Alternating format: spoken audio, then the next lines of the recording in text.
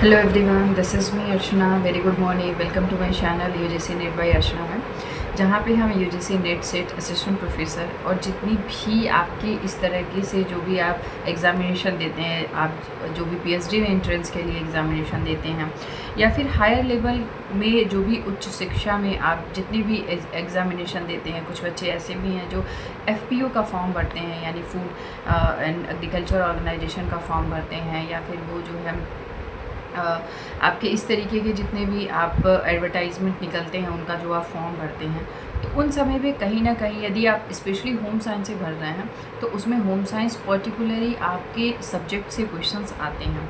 सो आपके बारे में, आपके सब्जेक्ट के बारे में डिटेल नॉलेज होना चाहिए। सो मेरी जो बेसिकली क्लासेस होती हैं वो आपको YT पे देखने के लिए मिलती है, और मेरी क्लासेस आपको रिकॉर्डेड फॉर्म में देखने के लिए मिलेंगी।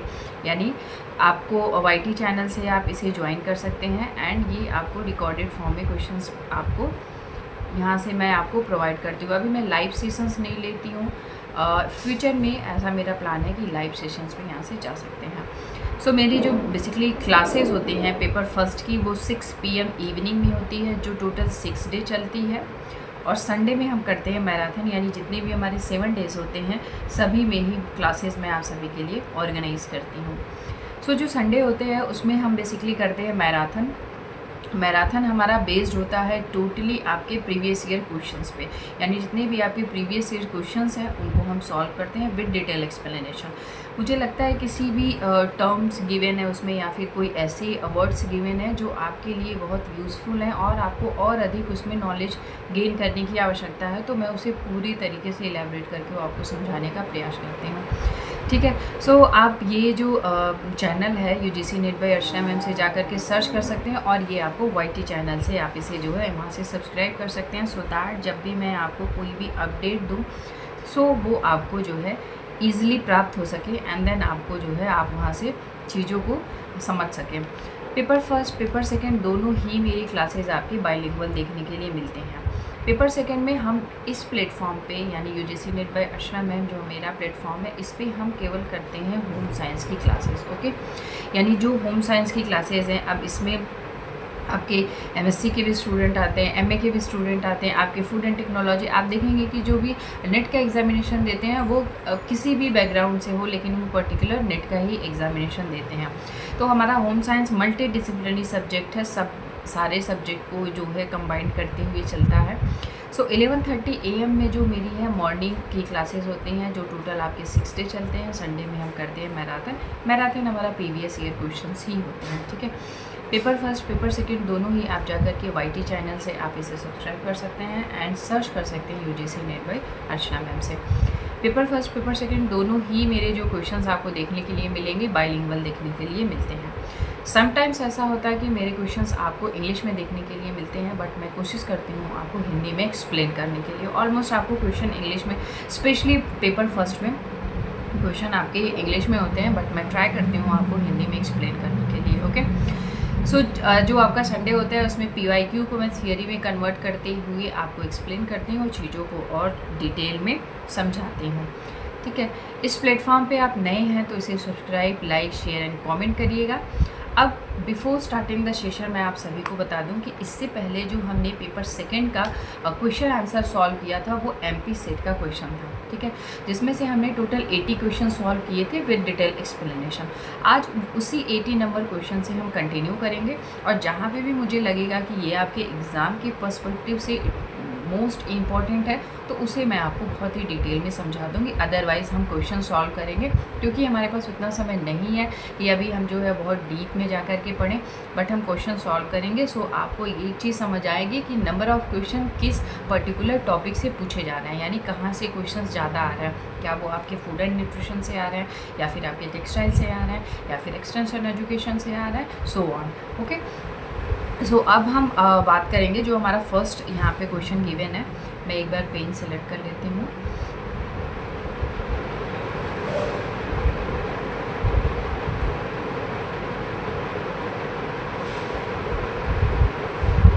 ओके, सो 80 नंबर क्वेश्चन जो आज का हमारा पहला क्वेश्चन होगा वो ये है, गैर बुने हुए निर्माण की एक विधि है जिसमें स्पिनेट से रेशों को बाहर निकालने के तुरंत बाद रेशे के जाल बनाए जाते हैं। यानी जैसे स्पिनेट के, पहले तो एक बात समझ लें आप कि जब भी स्पिनेट के धागे बनते हैं तो वो नेचुरल फाइबर नहीं होते हैं, वो सिंथेटिक फाइबर और मैन मेड फाइबर होते हैं। एक चीज़ आप बहुत ही, अभी कुछ स्टूडेंट का होगा कि ये तो बहुत नॉर्मल सी चीज़ है, यस, बट जब आप एग्ज़ाम में बैठते हैं तो वो एग्ज़ाम का जो प्रेशर होता है उससे आप बहुत ही नॉर्मल क्वेश्चन भी आप जो है उसे जोड़ के आ जाते हैं या फिर जो है उसके आंसर गलत करके आ जाते हैं। सो गैर बुने हुए निर्माण की एक विधि है, यानी इसमें किसी भी प्रकार की विविंग क्रिया नहीं हो रही, यानी नॉन वुमेन कपड़े की बात चल रही है, सिंथेटिक कपड़े की बात चल रही है, स्पिनेट के माध्यम से ये रेशे बनाए जा रहे हैं। Okay, a technique of non woven constructions in which fibre webs are made immediately after fibre and extruded of the spinneret is, क्या होता है? ऑप्शन गिवन है आपके, dry laid fibre weave, wet laid fibre weave, spun laid fibre weave या फिर spunlace fibre weave. यानी dry laid रेशा होता है, रेशे का जाल होता है, या फिर आपके वेट लेड रेशे का जाल होता है, या फिर स्पन लेड रेशे का जाल होता है, या फिर आपके स्पन लेस रेशा के जाल होता है। सो जब भी इस टेक्निक का यूज़ किया जाता है, यानी नॉन वुमेन फाइबर्स बनाए जाते हैं और वो आपके जो है स्पिनेट के माध्यम से बनाए जाते हैं, तो इसमें ज़्यादातर पॉलिएस्टर के कपड़े आपके आ जाते हैं आपके इसमें। तो जो इसका आंसर इसमें करेक्ट होगा वो हमारा हो जाएगा स्पॉन लेड रेशा, यानी स्पॉन लेड फाइबर्स वेब के जाल बेसिकली जो है नॉन वुमेन कंस्ट्रक्शन किए जाते हैं, नॉन वुमेन फैब्रिक्स बनाए जाते हैं और उसे जो है स्पिनेट के माध्यम से रेशे को बनाया जाता है। नेक्स्ट क्वेश्चन गिवन है, आगे एवं पीछे के आर्म होल के मध्य की दूरी माप डैश माप कहा जाता है। यह माप आर्म होल के मध्य बिंदु से लिया जाता है, यानी ये आपका आर्म होल है, ये आपका आर्म होल है, इसके मध्य बिंदु से बेसिकली बता रहा है कि ये आपका जो है लिया जाता है, एंड आगे पीछे दोनों के दूरी को देखते हुए। The distance between the two arm hole, दो आर्म होल के बीच की बात कर रहा है। At the front and back is known as dash, measured is taken from a mid point of arm hole. Okay, option given है आपके स्लीव लेंथ या फिर स्लीव विथ होगा, या फिर अक्रॉस चेस्ट होगा, या फिर शोल्डर विथ होगा। ठीक है, यानी आपके जो है कंधे की चौड़ाई होगी, या फिर वक्ष के पार होगा यानी अक्रॉस द चेस्ट होगा, या फिर बाँह की चौड़ाई होगी। क्या ये बाँह की चौड़ाई? अब बाँह की चौड़ाई इस तरीके से आपने देखा होगा, ये आर्म होल होती है और ये आपके कुछ बाँह की चौड़ाई इस तरीके से ली जाती है। ओके, तो क्या ये है, या फिर बाँह की लंबाई है, यानी ये चौड़ाई ये ली जा रही है, या फिर इसका लेंथ लिया जा रहा है। ठीक है, या फिर अक्रॉस द चेस्ट, वो मैं आपको यहाँ पे बना के दिखाऊंगी, एंड कंधे की चौड़ाई, क्या फिर ये शोल्डर, ये जो शोल्डर है इसकी चौड़ाई की बात कर रहा है। क्वेश्चन में साफ साफ पूछा है आगे एवं पीछे के आर्म होल के मध्य बिंदु, यानी आगे और पीछे, यानी ये आपका फ्रंट एरिया हो गया यदि आप फ्रंट से देखेंगे, एंड ये आपका बैक एरिया होगा।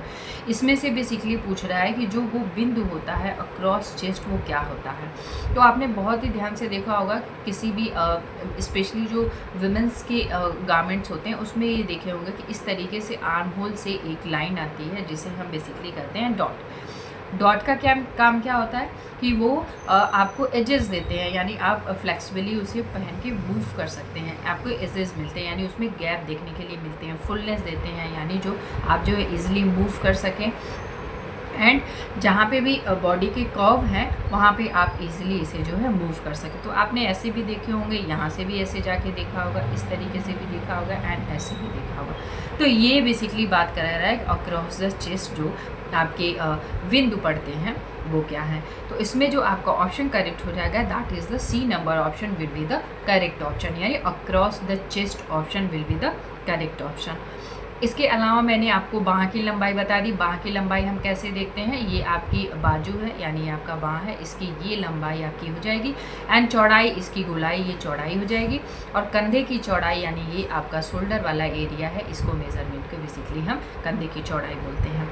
Next question is dash numbered machines needle is used to stitch flimsy fibres such as net, chiffon and silk. यहाँ पे बेसिकली पूछ रहा है कि किस नंबर की बेसिकली सुई है जिसका हम यूज़ करते हैं आपके नेट के वस्त्र के लिए, शिफॉन के लिए एंड सिल्क के लिए। क्यों पूछ रहा है? क्योंकि ये जो वस्त्र होते हैं बहुत ही सिल्की और बहुत ही हल्के होते हैं, जिसकी वजह से इनकी जो सुई होती है, इनके जो निडल होते हैं वो आपके अलग होते हैं। नंबर की मशीन की सुई, डैश नंबर की मशीन की सुई का उपयोग शीना वस्त्र सिलने के लिए किया जाता है, जैसे आपके नेट हो गए, शिफॉन हो गया, रेशमी वस्त्र हो गए। इसमें से कौन सा होगा? ऑप्शन गिवन है आपके 9, 20, 2 एंड 15। सो इसमें जो आपका करेक्ट ऑप्शन हो जाएगा दैट इज़ द 9 नंबर। आपके जो निडल होती है उसका उपयोग किया जाता है आपके नेट के लिए, शिफॉन के लिए एंड सिल्क के लिए।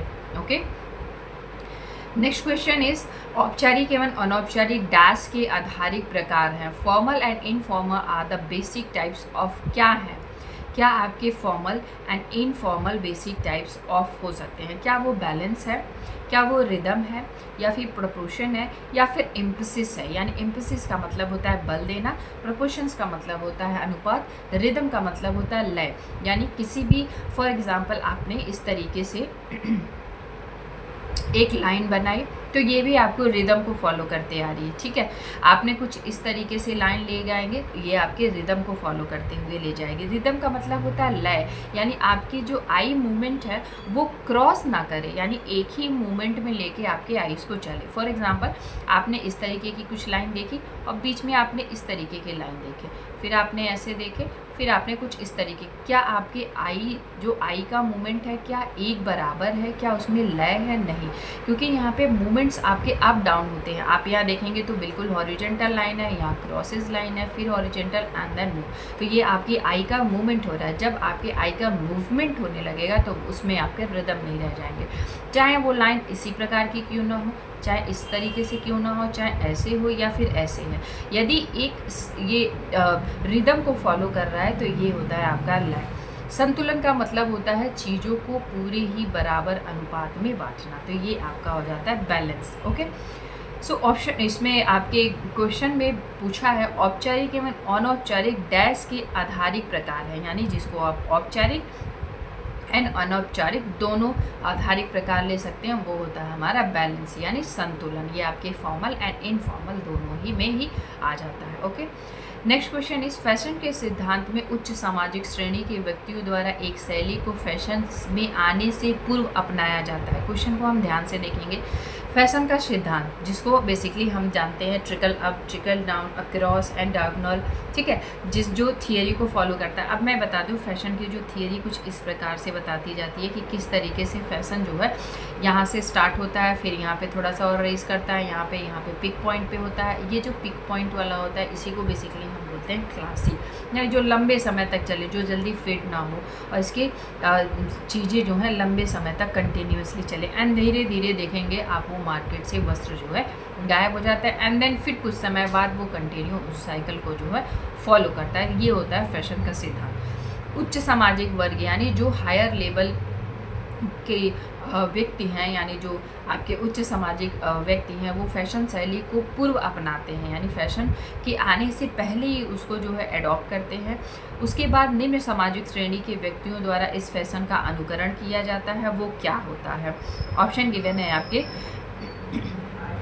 Trickle up, trickle down, trickle across and diagonal trickle. Okay, so इसमें जो ट्रिकल अप का मतलब होता है कि कोई भी वस्त्र, आप हम वर्ड पे ध्यान देंगे, कोई भी वस्त्र यदि निम्न समुदाय के लोगों द्वारा अपनाया गया एंड देन वो ऊपर की तरफ जा रहा है और उच्च वर्ग के व्यक्तियों द्वारा अपनाया जा रहा है, तो इसे हम कहते हैं basically trickle up. I repeat again, कोई भी फैशन की शैली किसी निम्न वर्ग द्वारा या फिर समाज के कोई निम्न वर्ग के व्यक्ति द्वारा अपनाया गया या बनाया गया या उसकी विकास की गई है और वो आगे चल के किसी हायर वर्ग के द्वारा या फिर हायर जो फैशन आपके इंटरेस्टेड हैं उनके द्वारा अपनाया गया है, तो ये ट्रिकल अप शैली के अंतर्गत आता है। यानी ट्रिकल अप इसका, इसे हम ट्रिकल अप के बारे में कहते हैं। यानी अप हो रहा है, यानी जो फैशन है वो निम्न वर्ग से लेकर के उच्च वर्ग के पास जा रहा है, यानी पहले उसे निम्न वर्ग के व्यक्ति ने अपनाया एंड देन उसे जो है हायर क्लास के जितने लोग हैं वो उसे अपना रहे हैं। ट्रिकल डाउन का मतलब होता है किसी हायर क्लास के व्यक्ति द्वारा अपनाया गया वस्त्र धीरे धीरे जब वो सस्ता होता है, मार्केट में आता है, तो वो उन व्यक्तियों द्वारा अपनाया जाता है जो निम्न क्लास के हैं, जो आर्थिक रूप से उतने सक्षम नहीं है उसे उस समय अफोर्ड करने के लिए जिस समय हायर वर्ग का व्यक्ति इसे जो है अफोर्ड कर पाता है। तो धीरे धीरे इसकी प्राइस कम होती है एंड देन ये जो है आके अपनाते हैं। तो आप ध्यान से देखेंगे कि ये आपका जो है ट्रिकल डाउन हो रहा है, यानी किसी उच्च वर्ग के द्वारा निम्न वर्ग में जो है अपनाया जाता है, तो ये ट्रिकल डाउन होता है। ठीक है, अप का मतलब होता है आपका किसी नीचे से आपका ऊपर जा रहा है, और आपका ट्रिकल डाउन का मतलब होता है किसी हायर वर्ग के व्यक्ति द्वारा अपनाया गया वस्त्र किसी निम्न वर्ग के द्वारा। अब ये कब होगा? जब वो धीरे धीरे मार्केट में आएगा और धीरे धीरे उसकी प्राइस कम होगी एंड देन तब नॉर्मल इंसान जो है इसे पहन पाएगा।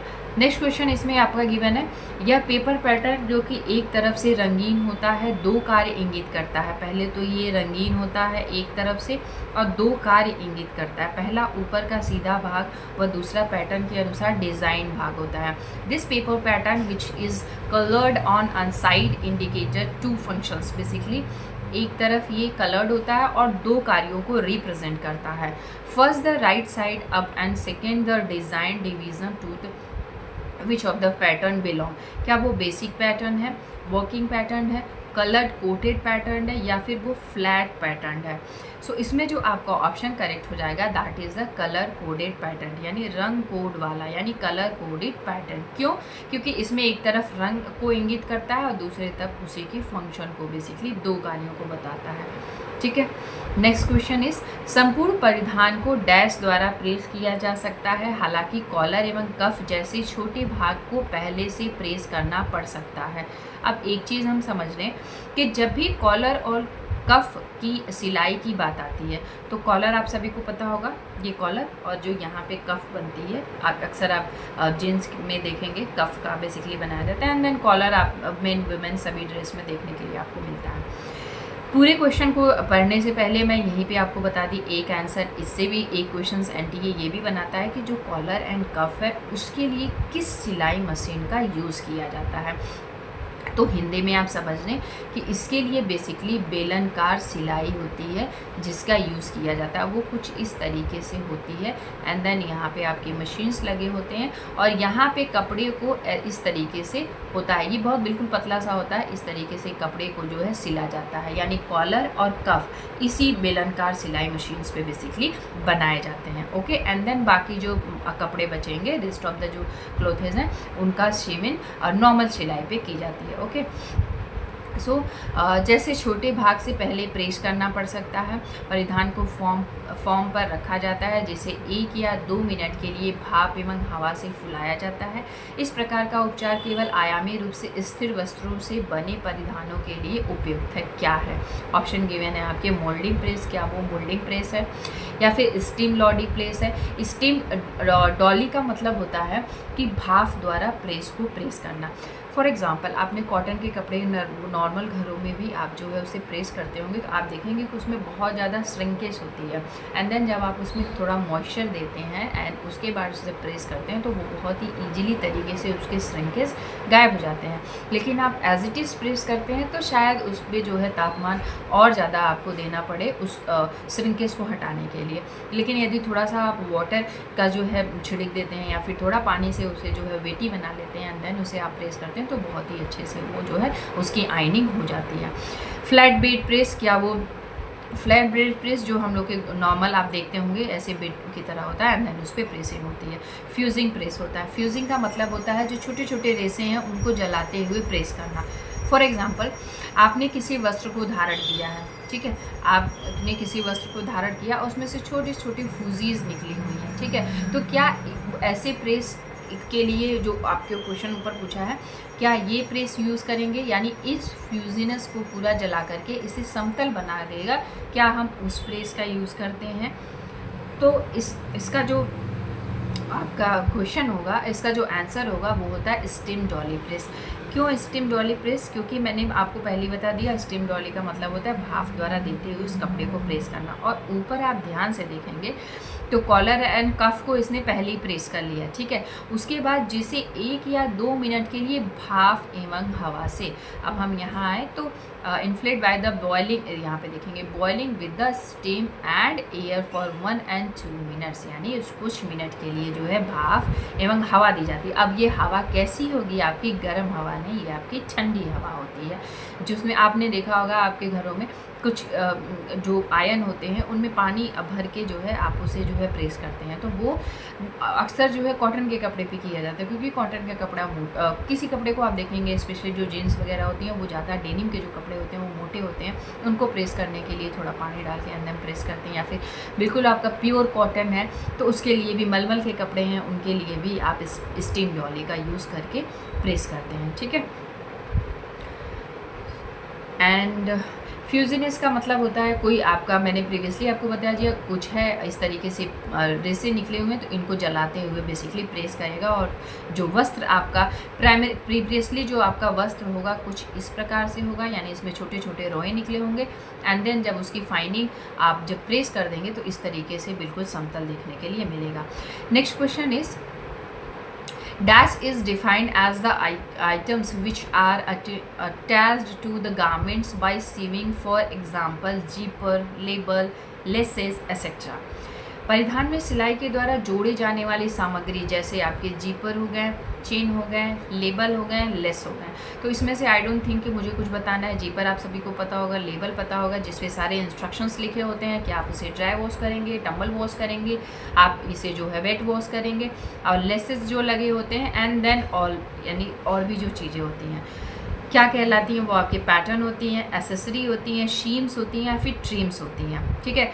ऑप्शन आपके तो इसमें जो आपका होता है पैटर्न, सो आप सभी ने, मैंने प्रीवियसली भी पैटर्न के बारे में सारी चीज़ें बताई हैं।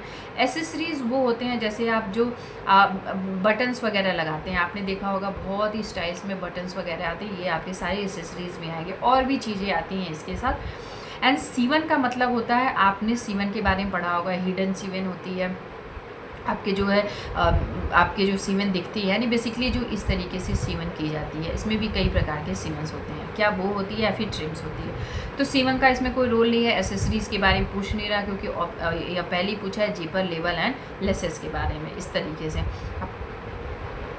पैटर्न आपका होगा नहीं, ये सारे होगा नहीं। So D number option will be the correct option, यानी trims option will be the correct option. Next question is dash वसा अम्ल फैटी एसिड में धात्विक लवण होते हैं, ये जल के सतही तनाव को कम करते हैं जिससे कि वस्त्र आसानी से गीला भिगोया जा सके। ये वस्त्र से मिट्टी व मृदा हटाते हैं और उसे अलग रखते हैं ताकि वो वस्त्र पे वापस जम ना जाए। ओके, क्या है ये? क्या ये ब्लीच है, ब्लू है, सोप है या फिर सॉल्वनेट यानी विलायक है? सो इसमें जो आपका ऑप्शन करेक्ट हो जाएगा that is the soap. Dash is a metallic salt by fatty acid, yes, क्योंकि फैटी एसिड डाल के बेसिकली सॉल्ट का ही निर्माण होता है। आपने ब्लीच को कभी नहीं देखा होगा कि इसमें कोई फैटी एसिड का मिलावट हो। ब्लू में भी नहीं होता है और सॉल्वनेट में भी नहीं होता है। तो ऑप्शन आपका यहीं से क्वेश्चन में ही ऑप्शन आपका आंसर जो है गिवन है, यानी फैटी एसिड बेसिकली जो है उसी में सोप में ही मिलाया जाता है। नेक्स्ट क्वेश्चन इज छपाई युक्त पैटर्न वाले वस्त्र खरीदते समय एक अक्षय जांच के लिए पैटर्न वस्त्र पे डैश की छापा गया हो, कैसा? ताने पे, बाने पे, सही ग्रेन पे एंड ऑफ ग्रेन पे, sorry true grain end of grain पे, ठीक है। ऑप्शन गिवन है when buying a printed pattern fibre, जब आप printed pattern fabric check properly that pattern has been printed on dash of the material, यानी जो भी आप कपड़े को ख़रीद रहे हैं तो उस पर जो प्रिंटिंग हुई है उसका आप ध्यान दें कि वो क्या वो वार्प पे हुआ है, वेफ्ट पे हुआ है, क्या वो ग्रेन पे हुआ है या फिर ऑफ ग्रेन पे हुआ है, ठीक है। सो इसमें जो आपका ऑप्शन करेक्ट हो जाएगा that is the true grain. Okay, अब आप सभी को पता होगा, आपने जो है पोस्ट ग्रेजुएशन किया तो इतना तो ध्यान होगा ताना बाना क्या होता है। फिर मैं आप सभी को बता दूं कि ताने का जो रेशा होता है वो कुछ इस तरीके से हॉरिजेंटल जाता है, और बाने का रेशा आपका जो है सॉरी लॉन्गिट्यूडनल जाता है, एंड देन बारे का जो रेशा होता है वो आपके हॉरिजेंटल जाता है। तो इसमें बेसिकली प्रिंटिंग नहीं की जाती है, क्योंकि इस पर प्रिंटिंग करने से वो छूटने के चांसेस ज़्यादा होते हैं। अब बात करेंगे हम true grain end of grain क्या होता है। ये सभी को पता होगा, ट्रू ग्रेन और ऑफ ग्रेन का मतलब होता है, फॉर एग्जांपल आपका ये पूरा एक छोटा सा फैब्रिक है, ठीक है। आप एक चीज़ और हम इसमें समझेंगे कि ये आपका हो गया ताना, यानी ये आपका हो गया वार्प, ठीक है, और ये आपका हो जाता है वेफ्ट। इसमें तो कोई डाउट नहीं होगा। और ये जो बीच से ये ग्रेन जाती है, बीच से ये लाइन जाती है, ये होती है हमारी ट्रू ग्रेन, ठीक है। इसी में आपका होती है ऑफ ग्रेन, यदि इसी को हम नीचे से लेकर के जाते हैं तो ये आपकी आ जाती है ऑफ ग्रेन में, ठीक है। तो ऑफ ग्रेन पे कभी भी किया नहीं जाता, क्योंकि उस पर भी प्रिंटिंग छूटने की संभावना अधिक होती है। एंड देन आपके वर्क एंड वेफ्ट पे भी नहीं किया जाता है, ट्रू ग्रेन पे किया जाता है। इसे मैं इसलिए ड्रॉ करके बता रही हूँ क्योंकि जो आपका वार्प होता है वो आपका थोड़ा कम खिंचता है, उससे ज़्यादा आपका वेफ्ट खिंचता है। एंड यदि कभी क्वेश्चन में ऐसा क्वेश्चन आया हुआ भी है कि यदि आपका किस पोजीशन में किस तरीके से वस्त्र की खिंचाव जो है अधिक होता है, तो वो होता है हमारा ग्रेन। ग्रेन में जब वस्त्र को खींचा जाता है, यानी हल्का वस्त्र को आप तिरछा खींचेंगे तो वो आपका ग्रेन कहलाता है, यानी उस वस्त्र का वो ग्रेन होता है, और इसमें जो है वस्त्र अधिक मात्रा में खिंचता है। नेक्स्ट क्वेश्चन इज जो इसमें ऑप्शन करेक्ट हो जाएगा, it will be C number option will be the correct option.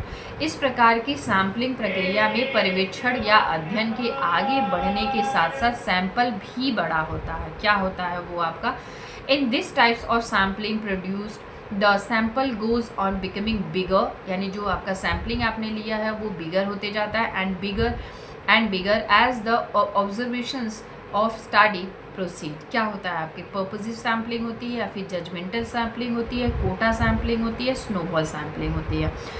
ये आपका हो जाएगा स्नोबॉल सैम्पलिंग। इसका मैंने बहुत ही अच्छे से एग्जाम्पल आप सभी को बताया हुआ था इससे पहले जब मैंने रिसर्च की क्लासेस ली थी। तो स्नोबॉल पहले होती है आपकी नॉन प्रोबेबिलिटी सैम्पलिंग, ठीक है। तो इसमें सारे जितने भी आपके पूछे हैं ये सब ही आपके नॉन प्रोबेबिलिटी सैम्पलिंग ही पूछा है। आपके जो पर्पसिव सैम्पलिंग है, जजमेंट, कोटा एंड आपका स्नोबॉल सैम्पलिंग, ठीक है। तो जो स्नोबॉल सैम्पलिंग होती है वो नॉन प्रोबेबिलिटी सैम्पलिंग होती है। इसमें जो एनपीसी होती है, यानी जो आपके नॉन प्रोबेबिलिटी कर्व बनते हैं। अब इसका मतलब क्या होता है, इस तरीके से जो कर्व बनता है वो प्रोबेबिलिटी कर्व बनता है, और ये केवल और केवल पैरामेट्रिक टेस्ट में बनता है, ठीक है, पैरामेट्रिक टेस्ट में बनता है, ठीक। और इसके बाद जो हमारे एनपीसी यानी जो ये नॉन पैरामेट्रिक कर्व्स होते हैं वो एनपीसी को फॉलो करते हैं, ठीक है। इसके बाद जितने भी हमारे नॉन पैरामेट्रिक टेस्ट होते हैं, यानी जो नॉन पैरामेट्रिक सैम्पलिंग लेते हैं आप, और इसके जो प्लॉटिंग होती है, जो डेटा प्लॉट होता है वो किसी भी तरीके से हो सकता है। डेटा इस तरीके से भी हो सकता है, डेटा इस तरीके से भी हो सकता है, ठीक है। तो ये सब आपके नॉन प्रोबेबिलिटी कर्व में बेसिकली आते हैं। प्रोबेबिलिटी कर्व में आ जाता है जो एनपीसी को इसमें जो आपका एनपीसी को फॉलो करते हुए बनता है जब भी हम पैरामेट्रिक टेस्ट की बात करते हैं, ठीक है। और जब भी नॉन पैरामेट्रिक टेस्ट होता है उसमें जो है इस तरीके से कर्व बनते हैं, ओके। स्नोबॉल सैम्पलिंग का मैंने एक बहुत ही पहले आप सभी को एक एग्जांपल दिया था कि इसमें दो जो है पेट एग्जांपल चलते हैं जो आप सभी को समझने में बहुत ही ईजी होगा। स्नोबॉल सैम्पलिंग को हम नेटवर्किंग सैम्पलिंग भी कहते हैं। यदि कभी आपको नेटवर्किंग सैम्पलिंग पूछ देता है तो आप समझे कि स्नोबॉल सैम्पलिंग की ही बात कर रहे हैं, ठीक है। नेटवर्किंग सैम्पलिंग क्यों? क्योंकि यदि हमें कोई डेटा लेना होता है तो हम किसी एक पर्सन को वो पूरा मैसेज पहुंचाते हैं, एंड देन वो पर्सन दूसरे पर्सन, तीसरे पर्सन, चौथे पर्सन, पांचवें पर्सन, इस तरीके से डेटा आपको ईजिली तरीके से और ह्यूज अमाउंट में डेटा उपलब्ध हो जाते हैं, ठीक है। साथ ही साथ ये becoming bigger and bigger to bigger क्यों होता है और कैसे होता है, इसमें आपने देखा होगा कि हिल से जब एक स्नो गिरती है तो वो और नीचे जिस तरीके से धीरे धीरे आती है तो और भी स्नो को आपस में करते हुए एंड देन वो बड़ा सा स्नो आप देखेंगे बन जाते हैं। फॉर एग्जांपल ये आपका हिल है, यहाँ से कोई एक छोटी सी स्नो गिर रही तो धीरे धीरे देखेंगे बिगर टू बिगर एंड बड़ा सा स्नो बना लेती है। तो इसके से भी आप समझ सकते हैं कि इसमें जो सैम्पलिंग होती है, जो स्नोबॉल सैम्पलिंग होती है, उसमें छोटे फॉर्म से आप स्टार्ट करते हैं एंड देन बिग डेटा को आप अचीव कर पाते हैं इससे, ठीक है। पर्पजिव सैम्पलिंग होती है जब आप अपने पर्पस के अनुसार, आप अपनी आवश्यकता के अनुसार नियर में ही आप अपने फॉर एग्जांपल आपको किसी रेलवे प्लेटफॉर्म की सुरक्षा के बारे में जानना है कि क्या उस पर जो भी फूड मिल रहे हैं कितने वो अच्छे हैं, क्या उसमें जो एडिक्टिव्स हैं, जो एडल्ट्रेशंस है, जो कंटामिनेशन है वो सही है कि नहीं।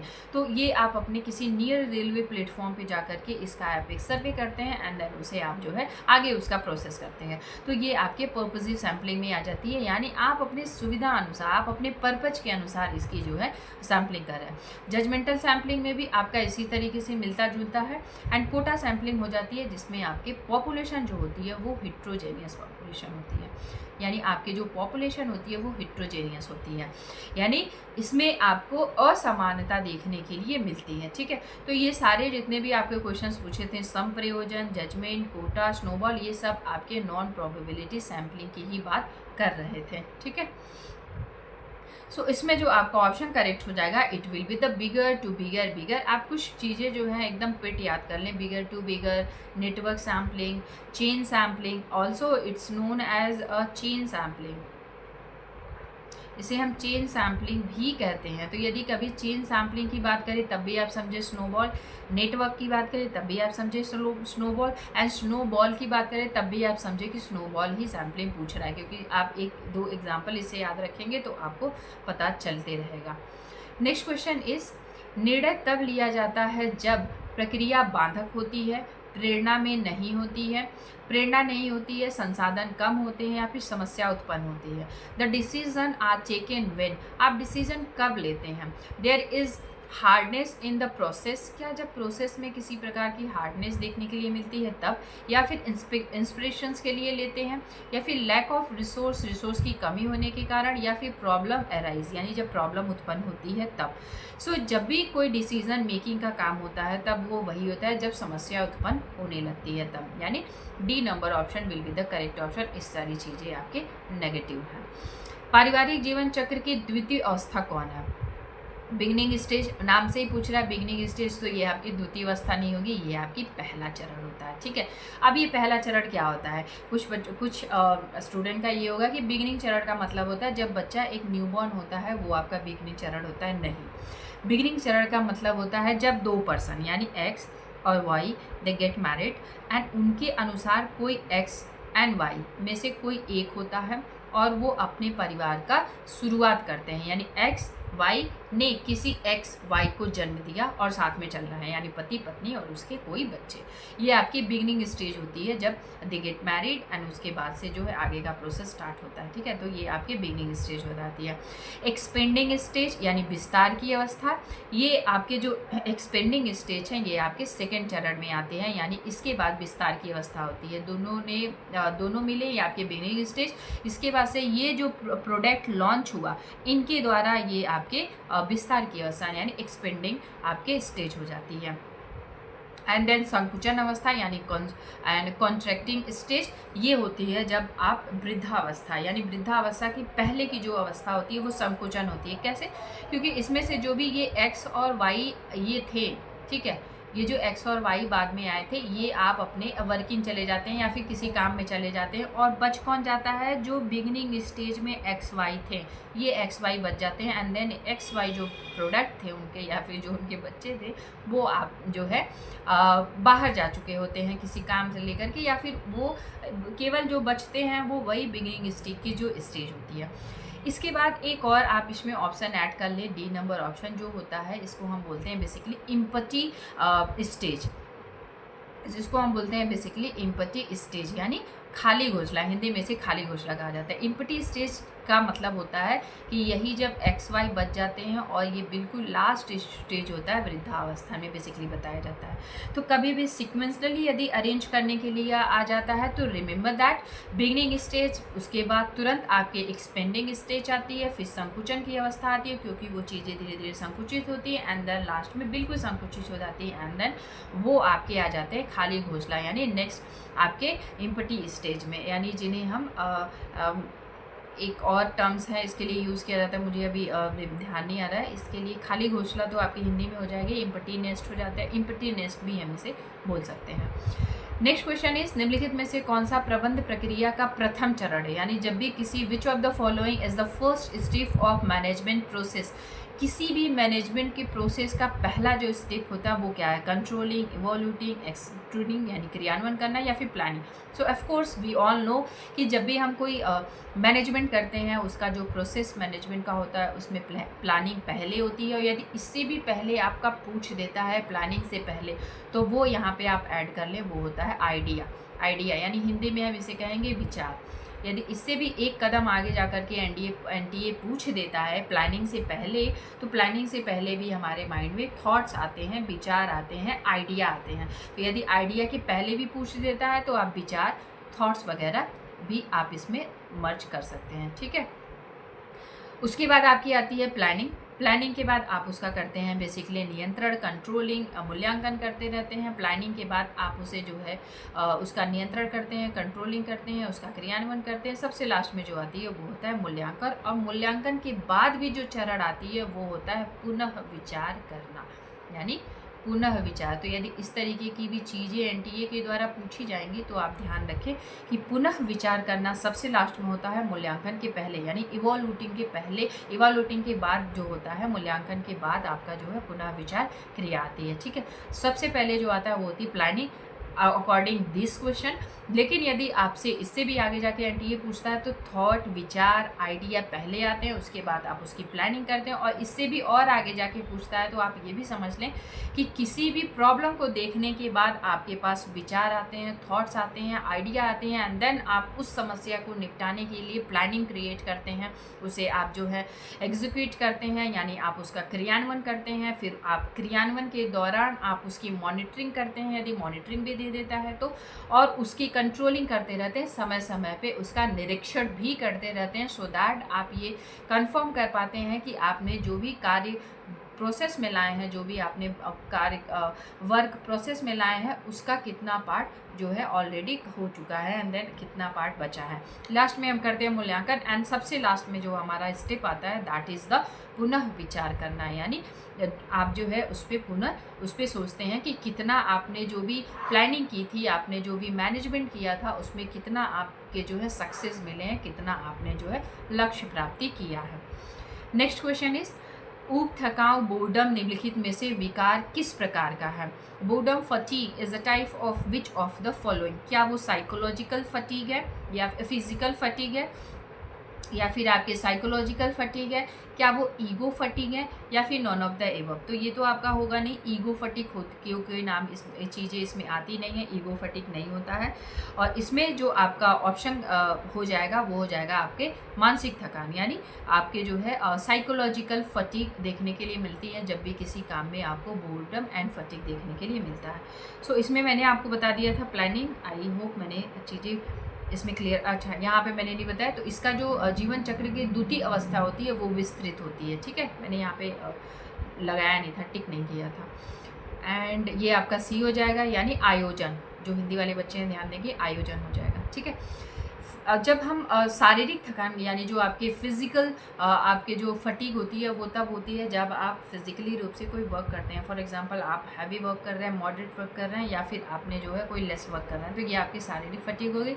मानसिक फटीग तब होती है जब आप किसी वर्क को लेकर के बोर्डम फील करते हैं, तो वो आपके मानसिक फटीग में आ जाती है। एंड देन ईगो फटीग से कोई इस क्वेश्चन का लेना देना है नहीं, इसने आंसर ऐसे ही डाल दिया।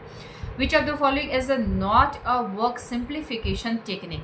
ऑप्शन क्वेश्चन को ध्यान से पढ़ेंगे, नॉट गिवन है कि इसमें से कौन सा सिंप्लीफिकेशन टेक्निक नहीं है वर्क के लिए। ऑप्शन गिवन है आपके शरीर की मुद्रा एवं गतिविधियों में परिवर्तन, change in the body position and motion, and yes ये आपका होता है क्योंकि आपने वर्क सिंप्लीफिकेशन का यदि आपने थियरी पढ़ी होगी क्लासेस ऑफ चेंजेस, इसमें आपके आते हैं मुंडेल के द्वारा ये दिया गया है, जिन्होंने बताया है कि change in the body position and motions आ जाते हैं, साथ में आपके change in tools, working area and जो आप इक्विपमेंट यूज़ कर रहे हैं वो आपके प्रॉपर होने चाहिए, जिसकी वजह से आपके वर्क में सिंप्लीफिकेशन देखने के लिए मिलता है एंड देन वो वर्क जो है जल्द से जल्द संपन्न कर लिया जाता है।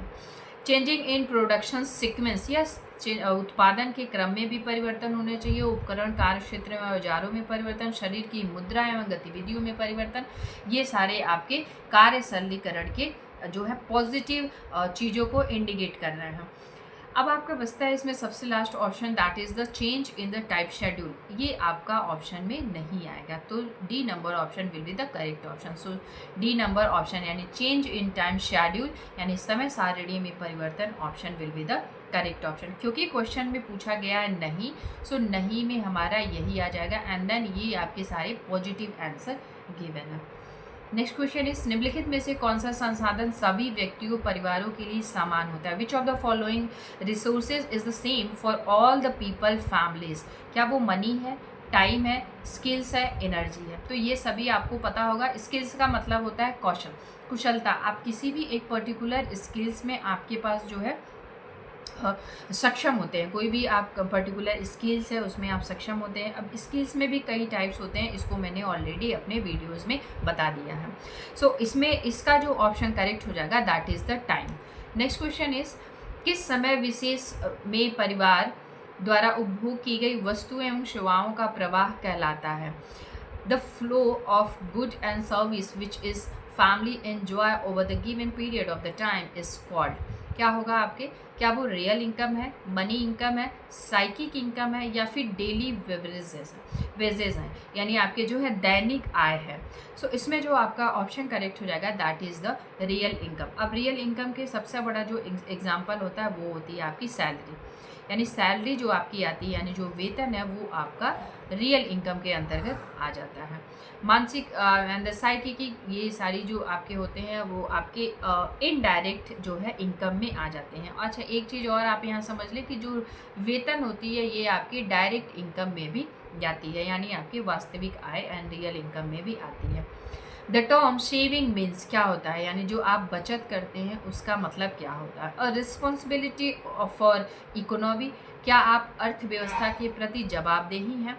कॉस्ट ऑफ करेंट, आपके जो है लागत जो भी आपने लागत लगाई या फिर कमाई एवं खर्च के बीच का अंतर, the difference between the earning and expending. Yes we all know कि जब भी कोई बजट रेडी किया जाता है, चाहे वो फैमिली स्तर पे हो चाहे किसी राज्य के स्तर पे हो, तो उसमें ये जरूर देखा जाता है कि कौन सा पार्ट कहाँ पे कितना खर्च हो रहा है एंड कितनी हमारी टोटल आय है, उसके हिसाब से हम जो है अलग अलग आप जो है एक्सपेंडिचर देखने के लिए मिलते हैं।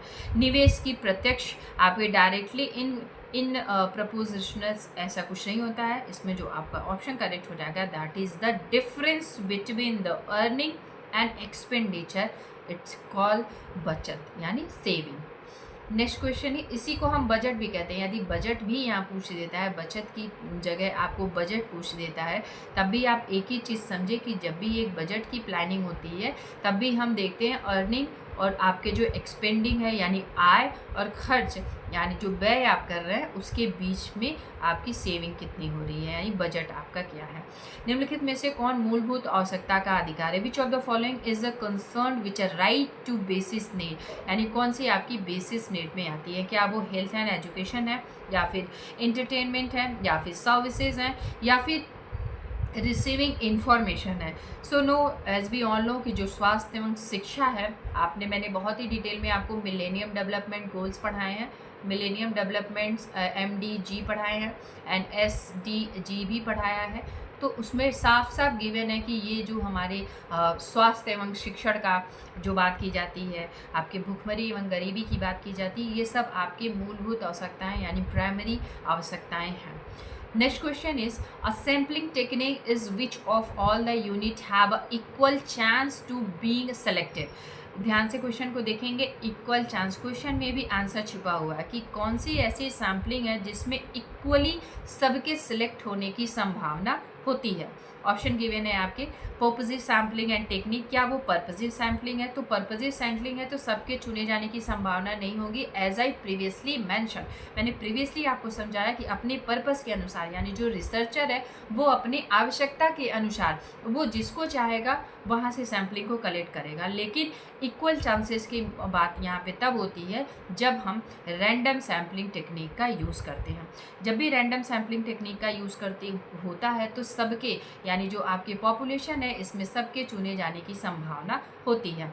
सो पर्पजिव सैम्पलिंग का मतलब होता है अपने आवश्यकता अनुसार चुनाव करना, तो ये आपके ऑप्शन करेक्ट नहीं होंगे। Random sampling will be the correct option.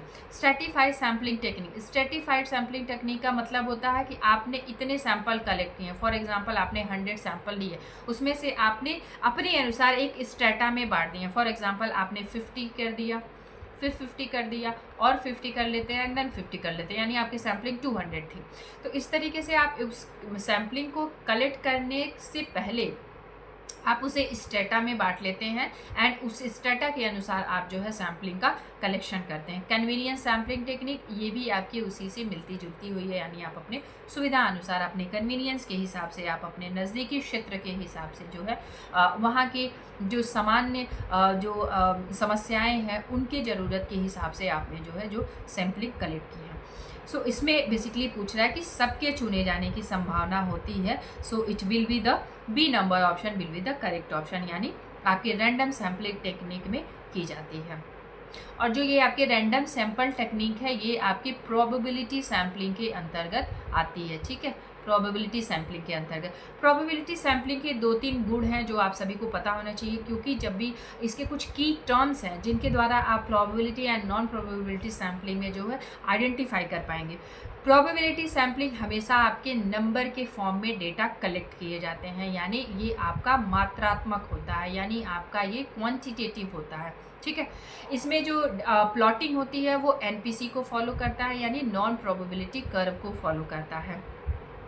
Data की जो प्लॉटिंग होती है इसमें आपके टी टेस्ट आ जाते हैं, जेड टेस्ट आ जाते हैं, एफ टेस्ट आ जाते हैं, अनोवा आ जाता है। इसके सभी के बारे में मैंने डिटेल में सेशंस आपको इससे पहले के जितने वीडियोस मेरे हैं पेपर फर्स्ट का स्पेशली वहाँ पे मैंने बताया हुआ है। प्रोबेबिलिटी नॉन प्रोबेबिलिटी का बहुत ही डिटेल में, प्रोबेबिलिटी कर्व में, प्रोबेबिलिटी सैम्पलिंग में कौन कौन सी सैम्पलिंग आ जाती है एंड आपके जो है नॉन पैरामीट्रिक जो टेस्ट होते हैं उनमें कैसे प्लॉटिंग की जाती है, उसमें कौन कौन से डेटा आते हैं और किस तरीके से डेटा का हम बेसिकली सिलेक्शन करते हैं, क्या हमारे डेटा में, हमारे सैम्पलिंग में क्वालिटी होती है, उसके बिहाफ पे हम पैरामीट्रिक टेस्ट का यूज़ करते हैं। नेक्स्ट क्वेश्चन इस निम्नलिखित में से कौन सा कला का तत्व नहीं है। क्वेश्चन पूछा है, ये अक्सर आप देखेंगे इस तरीके का क्वेश्चन आ जाता है, not an element of art. क्या वो रिदम है, स्पेस है, टेक्सचर है या फिर फॉर्म है। सो इसमें जो आपका ऑप्शन करेक्ट हो जाएगा it will be the rhythm, यानी जो आपका लय है वो कला के तत्व में नहीं आता है। रूप, बनावट, जगह, स्थान, स्पेस, रंग, ये सारे आपके कला के तत्व में आ जाते हैं एंड जो लय है, रिदम है, वो आपका सिद्धांत में आ जाता है। ठीक है, किसी रंग के सापेक्ष हल्केपन या गहरेपन के रूप में क्या परिभाषित किया जाता है। What is the defined as the relative lightness of darkness of a colour. Option given है आपके, क्या वो वैल्यू है, क्रोमा है, यू है या फिर उस कलर की क्वालिटी है या उस कलर की गुणवत्ता है। So no, as we all know कि जब भी हम यहाँ पे वैल्यू की बात करते हैं उसमें ही हम देखते हैं लाइटनेस एंड डार्कनेस। क्रोमा का मतलब होता है जब किसी एक तीव्र कलर में कोई एक कलर आप जो न्यूट्रल कलर्स हैं उन्हें मिला करके आप धीरे धीरे हल्का रंग में परिवर्तित करते हैं। तो यू का मतलब होता है कि वो उस कलर की जो मूल रूप है वो आपका यू कहलाता है। So B A number option will be the correct option. Next question is floor plan द्वारा इनमें से कौन सी जानकारी दी जाती है। The floor plan provided which of the following information. जब भी फ्लोर प्लान आप करते हैं तो कौन सी इन्फॉर्मेशन आपको दी जाती है। General arrangement of different rooms, क्या विभिन्न कमरों के लिए समान व्यवस्था की जाती है। Height of the Windows and doors, क्या खिड़कियों एवं दरवाजों की ऊंचाई के बारे में इंफॉर्मेशन दी जाती है। द रूफ ऑफ लाइंस, क्या छत की जो रेखाएं हैं, लेंथ ऑफ बाउंड्रीज यानी सीमाओं की जो लंबाई है। सो इसमें जो आपका ऑप्शन करेक्ट हो जाएगा, इट विल बी द विभिन्न कमरों की समान जो व्यवस्था होती है किसी भी फ्लोर प्लानिंग करने से पहले, उसके बारे में आपको जानकारी होनी चाहिए। निम्नलिखित में से किसी भारत में आवास के लिए शीर्ष वित्तीय स्थान मान दिया। Which of the following is considered as apex financial institute of for housing of India? क्या वो आपके हाउसिंग एसोसिएशंस फाइनेंस है, या फिर हाउसिंग डेवलपमेंट फाइनेंस है, या फिर नेशनल हाउसिंग बैंक है? तो ये आपका नहीं होगा। या फिर दिल्ली डेवलपमेंट अथॉरिटी? तो ये जो दिल्ली डेवलपमेंट अथॉरिटी ये केवल दिल्ली के विकास के लिए करेगी, लेकिन यहाँ पे पूछा है कि आवास के लिए शीर्ष वित्तीय स्थान का माना जाता है। सो जो ऑप्शन आपका करेक्ट हो जाएगा, इट विल बी द आपका आ जाएगा द हाउसिंग डेवलपमेंट फाइनेंस, यानी आपकी आवास विकास वित्त हो जाएगी। नेक्स्ट क्वेश्चन इस निम्नलिखित में से ग्रीन रेटिंग प्रणाली के लिए कौन सा वाक्य सही है? Which of the following statement is true for a green rating system?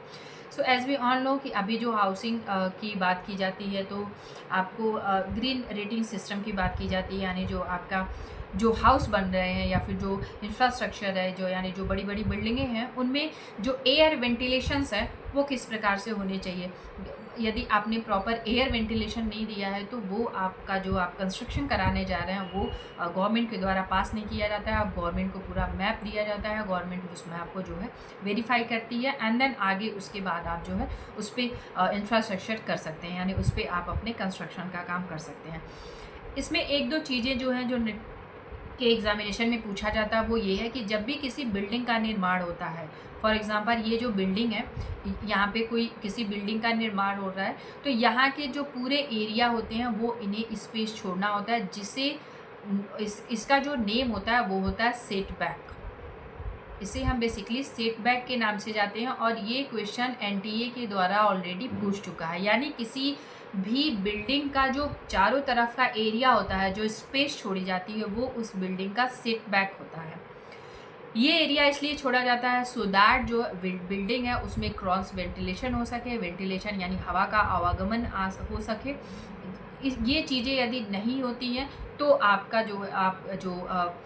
जो आपने बिल्डिंग के लिए जो आपने प्रपोजल दिए हैं वो आपके एक्सेप्ट नहीं होते हैं। तो कुछ जो है एनटीए के द्वारा पूछे जाते हैं वो मैंने आपको बता दिया कि सेटबैक क्या होता है। ग्रीन ड्रेसेज सिस्टम भी इसमें आते हैं कि आप इसमें क्या प्लांटेशन कर रहे हैं कि नहीं इस साइड में, इस तरीके से, यानी ऑक्सीजन का कितना आप वहाँ पे ऑक्सीजन कितना सप्लाई हो रही है, कितना वहाँ से आपके जो कार्बन डाइऑक्साइड निकलेंगे, ये सारी चीज़ों को भी देखने के बाद ही जो है उसमें ये आपका अप्रूव होता है। इन्हें टिकाऊ निर्माण प्रथाओं को बढ़ावा देने के लिए, यानी these are design to promote sustainable constructions practices, या फिर in India it is recognised as the Indian green building counselling. Give me a moment.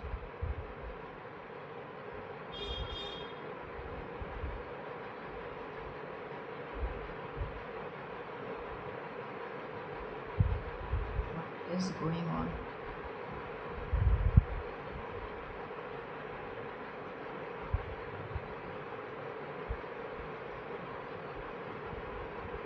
Okay now, या फिर आपके जो भारत में इसे इंडियन ग्रीन बिल्डिंग काउंसिलिंग के ग्रीन बिल्डिंग रेटिंग सिस्टम के रूप में मान्यता प्राप्त है, या फिर विभिन्न देशों में अपनी अपनी हरित भवन रेटिंग सिस्टम प्रणाली है, या फिर ऑल ऑफ द एबव। सो इसमें जो आपका ऑप्शन करेक्ट हो जाएगा, it will be the D number option will be the correct option. ये सारी चीज़ें होती हैं, यानी जो डिफरेंट कंट्रीज़ हैं उनमें जो have their own green building system rating system, सबके अपने अपने जो है रेटिंग सिस्टम है, अलग अलग है, क्योंकि उनके एनवायरनमेंट अलग है, वहाँ का वातावरण अलग है, तो इस वजह से जो है वहाँ के जो ग्रीन रेटिंग सिस्टम है वो भी अलग है। What is the disadvantage of the hydroelectric power generating dams? क्या इसमें डिसएडवांटेज है, यानी जो पन बिजली पैदा करने के लिए बांधों से क्या नुकसान है? ज़्यादा रख लगाव, यानी हाईली मेंटेनेंस कॉस्ट, ज़्यादा इसमें रख रखाव के लिए जो है कॉस्ट आती है। जल विद्युत संयंत्रों का लंबा जीवन, या फिर भूकंपीय गतिविधि को प्रेरित करता है, या फिर जल की प्राकृतिक प्रवणता का उपयोग करता है, यानी use natural gradients of water. So इसमें जो आपका ऑप्शन करेक्ट हो जाएगा, it will be the C number option correct, यानी भूकंपीय गतिविधि को प्रेरित करता है। ठीक है, नेक्स्ट क्वेश्चन इज निम्नलिखित में से कौन सा नव प्रवर्तक के प्रसार के 4 मुख्य तत्वों में से एक नहीं है, यानी यहाँ पे 4 गिवन है, इसमें से कोई एक नहीं है। Which of the following is not one among the four main elements in the diffusions of innovations. क्या इसमें से नहीं होगा? इनोवेशंस यानी कोई भी इनोवेशंस होता है उसका धीरे धीरे जो है उसका जो है डिफ्यूज़न देखने के लिए मिलता है। सो इसमें ऑप्शन गिवन है आपके इमोशनल अपील, तो यही आपका नहीं होगा, ठीक है। टाइम होता है, आप सोशल सिस्टम होते हैं, कम्युनिकेशन चैनल्स होते हैं, लेकिन आपका जो इमोशनल अपील्स जो होती है यानी आपके जो भावनात्मक अपील्स है, ये आपके क्वेश्चन में इसका जो है एक अंग नहीं होगा। So A number option will be the correct option. कार्य क्षेत्र का कार्यात्मक डिजाइन बनाने हेतु कौन से मापदंड ध्यान में रखने चाहिए? Which category should be considered to a design functional work place. क्या वो ऊर्ध्वाधर स्थान की जगह यानी locations of a vertical space होने चाहिए, या फिर कार्यकर्ता के लिए निर्धारित स्थान की आवश्यकता, क्षैतिज स्थान की जगह यानी लोकेशंस ऑफ हॉरिजॉन्टल स्पेस, या फिर all of the above. So yes, D number option will be the correct option. यानी किसी भी डिजाइन के लिए आपके पास वर्टिकल स्पेस, आपका जो है space required by the workers, जो वर्कर है उनके हिसाब से स्पेस होने चाहिए, एंड देन हॉरिजॉन्टल स्पेस, ये सारी चीज़ें देखी जाती हैं, यानी all of the option will be the correct option. Which of the following describe the sky light window most appropriately. यानी कौन सा ऐसा खिड़की है जो आपके जो स्काई लाइट के लिए खिड़की जो है उपयुक्त वर्णन कर रहा है? इन जो ऑप्शन गिवन है इसमें से a window placed vertically in आपके sloping roof that has a tiny roof of its own. यानी ढलान वाली छत पर लंबवत रखी गई खिड़की जिसकी एक छोटी छत है, या फिर खिड़कियां जिन पर चित्र चिपके हुए हैं, या फिर खिड़कियां जो एक कोने पे स्थित होती हैं जो अंदर या बाहर खुले जो आप उसे जो ओपन कर सकते हैं, या फिर छत पे लगी हुई खिड़कियां जिनसे सूर्य की रोशनी आती है। यानी आपने देखा होगा कुछ हमारे जो है रूफ होते हैं उन पे कुछ ऐसी जो है ट्रांसपेरेंट लगाई जाती है, या फिर आपने देखा होगा किसी घरों में येलो ग्रीन इस तरीके से लगाई जाती है, क्या वो है?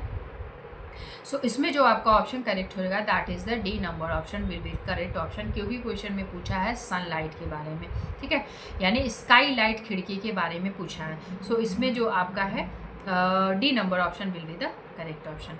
Next question is which of the following point is an essential for a good questionnaire. किसी अच्छे क्वेश्चन आयर के लिए क्या सबसे ज़्यादा जरूरी होता है? Many open ended question, short and simple question. तो देखिए क्वेश्चन शॉर्ट एंड सिंपल तो होने ही चाहिए, क्योंकि जब भी आप किसी क्वेश्चन आयर का पहले तो आप समझ लो क्वेश्चन आयर क्या होता है।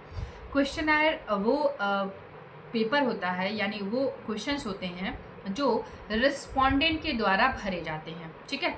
तो इसमें जो ऑप्शंस गिवन होते हैं, एक चीज़ आप ध्यान लेंगे, वो या तो एस में होंगे या नो में होंगे, या फिर none of the above, of the above, या फिर ऑल होंगे।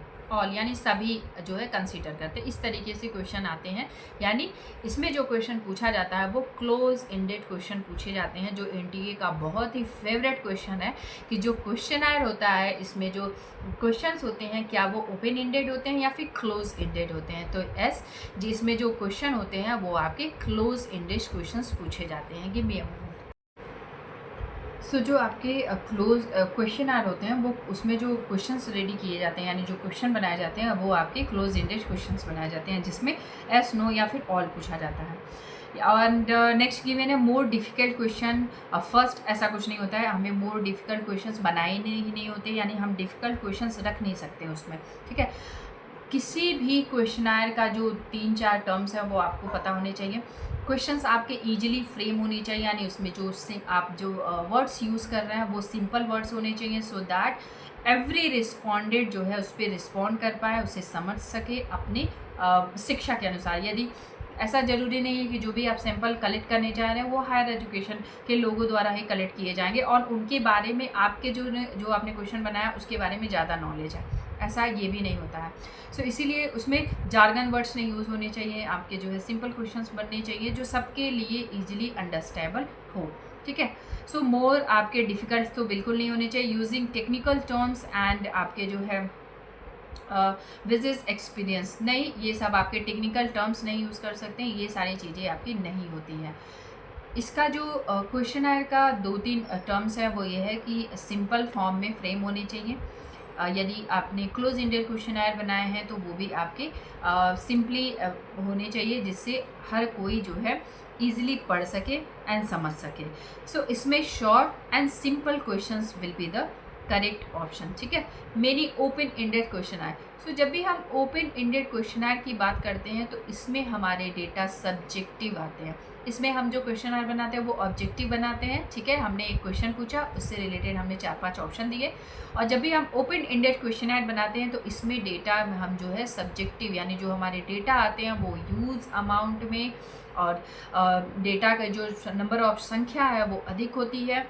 डेटा के अंदर सिमिलैरिटी नहीं होती है, अनसिमिलैरिटी होती है। ओपन एंडेड क्वेश्चनर में सब्जेक्टिव डेटा होता है, रिच अमाउंट में डेटा आता है और सबके जो आंसर होते हैं वो इक्वल नहीं होते हैं, यानी नो इक्वल आंसर, ठीक है।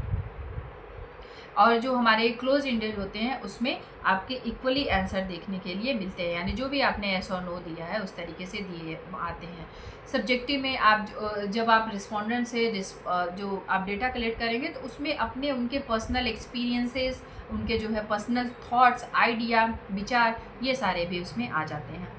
नेक्स्ट क्वेश्चन हमारा गिवन है, गर्भधान के पश्चात 2 से 8 सप्ताह की गर्भकालीन अवधि को डैश कहते हैं। ऑप्शन गिवन है, the period of prenatal development that occur from 2 to 8 weeks after conception is known as. क्या वो जर्मिनल स्टेज है, एम्ब्रियोनिक पीरियड है, पीरियड ऑफ फिटग है या फिर जाइगोट है। सो इसमें जो आपको ऑप्शन करेक्ट हो जाएगा वो हो जाता है हमारा भ्रूणावस्था, यानी एम्ब्रियोनिक पीरियड। जर्मिनल स्टेज बहुत ही इनिशियल एंड बहुत ही आपके प्राइमरी स्टेज होता है। इसका मैंने बहुत ही डिटेल में सेशन लिया है तो मैं आपको यहाँ पे ज़्यादा डिटेल में इसे डिस्क्राइब नहीं करूँगी। नेक्स्ट वन, इसके सिद्धांत के द्वारा सामान्यतः जैविक विकास एवं विशेषता एवं लैंगिक विकास को ज़्यादा उद्धृत किया गया है। Option which theorist had a heavy emphasize biological development and a sexual development.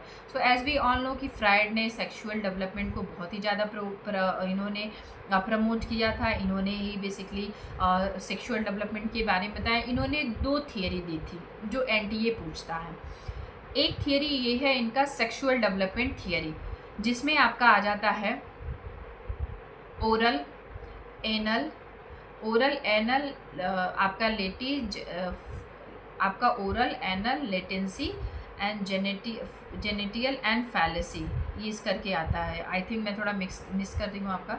जो आपकी ओरल स्टेज होता है, आपके एनल स्टेज होता है, लेटेंसी स्टेज हो जाता है, जेनेटियल एंड फैलेसी स्टेज इसमें आ जाता है, ठीक है। अब इसमें इन्होंने पीरियड बताए हुए हैं। इसको मैंने डिटेल में इससे पहले जो सेशन लिया था उसमें बताया था कैसे जो आपके ओरल स्टेज में बच्चा होता है वो कितने साल का होता है, आपका एनल स्टेज में जो बच्चा होता है वो कितने साल का होता है। इस तरीके से मैंने बहुत ही डिटेल में सेशन लिया। एक इन्होंने बताया है व्यक्तिगत यानी पर्सनालिटी डेवलपमेंट के बारे में, यानी जो पर्सनालिटी डेवलपमेंट के बारे में इन्होंने बताया, जिसमें इन्होंने बताया है id, ego and super ego, ठीक है। ये पर्सनालिटी स्टेज के बारे में है। इसको भी मैंने बहुत ही डिटेल में इससे पहले जो मैंने सेशन लिए थे उसमें आपको बताया है। अल्बर्ट बंडूरा ने बताए हैं लर्निंग थियरी। अल्बर्ट बंडूरा ने दिए हैं आपके लर्निंग थियरी।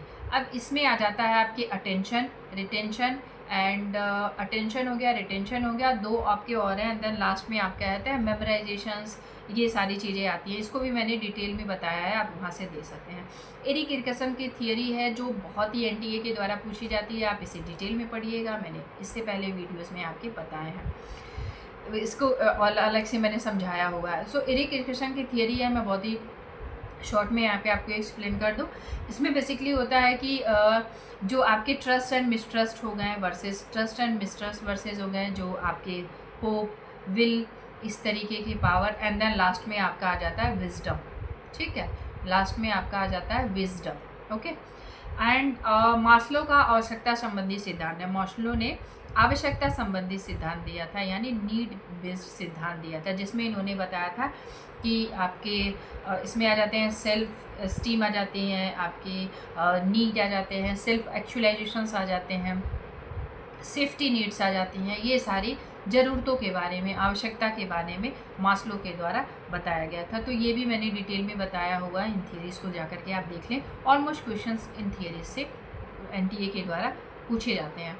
सो इसमें जो ऑप्शन आपका जो हो जाएगा, जो सेक्सुअल डेवलपमेंट की बात करते हैं, या फिर आपके जो है इन्हीं के थियरी को जो ये भी कहा जाता है, इन्होंने ये भी बताया था, जो आपके इलेक्ट्रा एंड एडिपस होते हैं, यानी जो इलेक्ट्रा कॉम्प्लेक्स जनरेट होते हैं एंड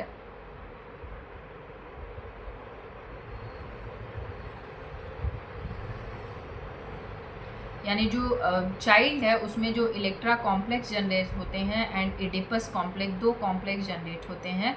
ये कॉम्प्लेक्स कब जनरेट होते हैं? जब बच्चा आपका, जब इसमें जो चिल्ड्रेन है वो सिफेलिक स्टेज में होता है। तो सिफेलिक स्टेज में होता है,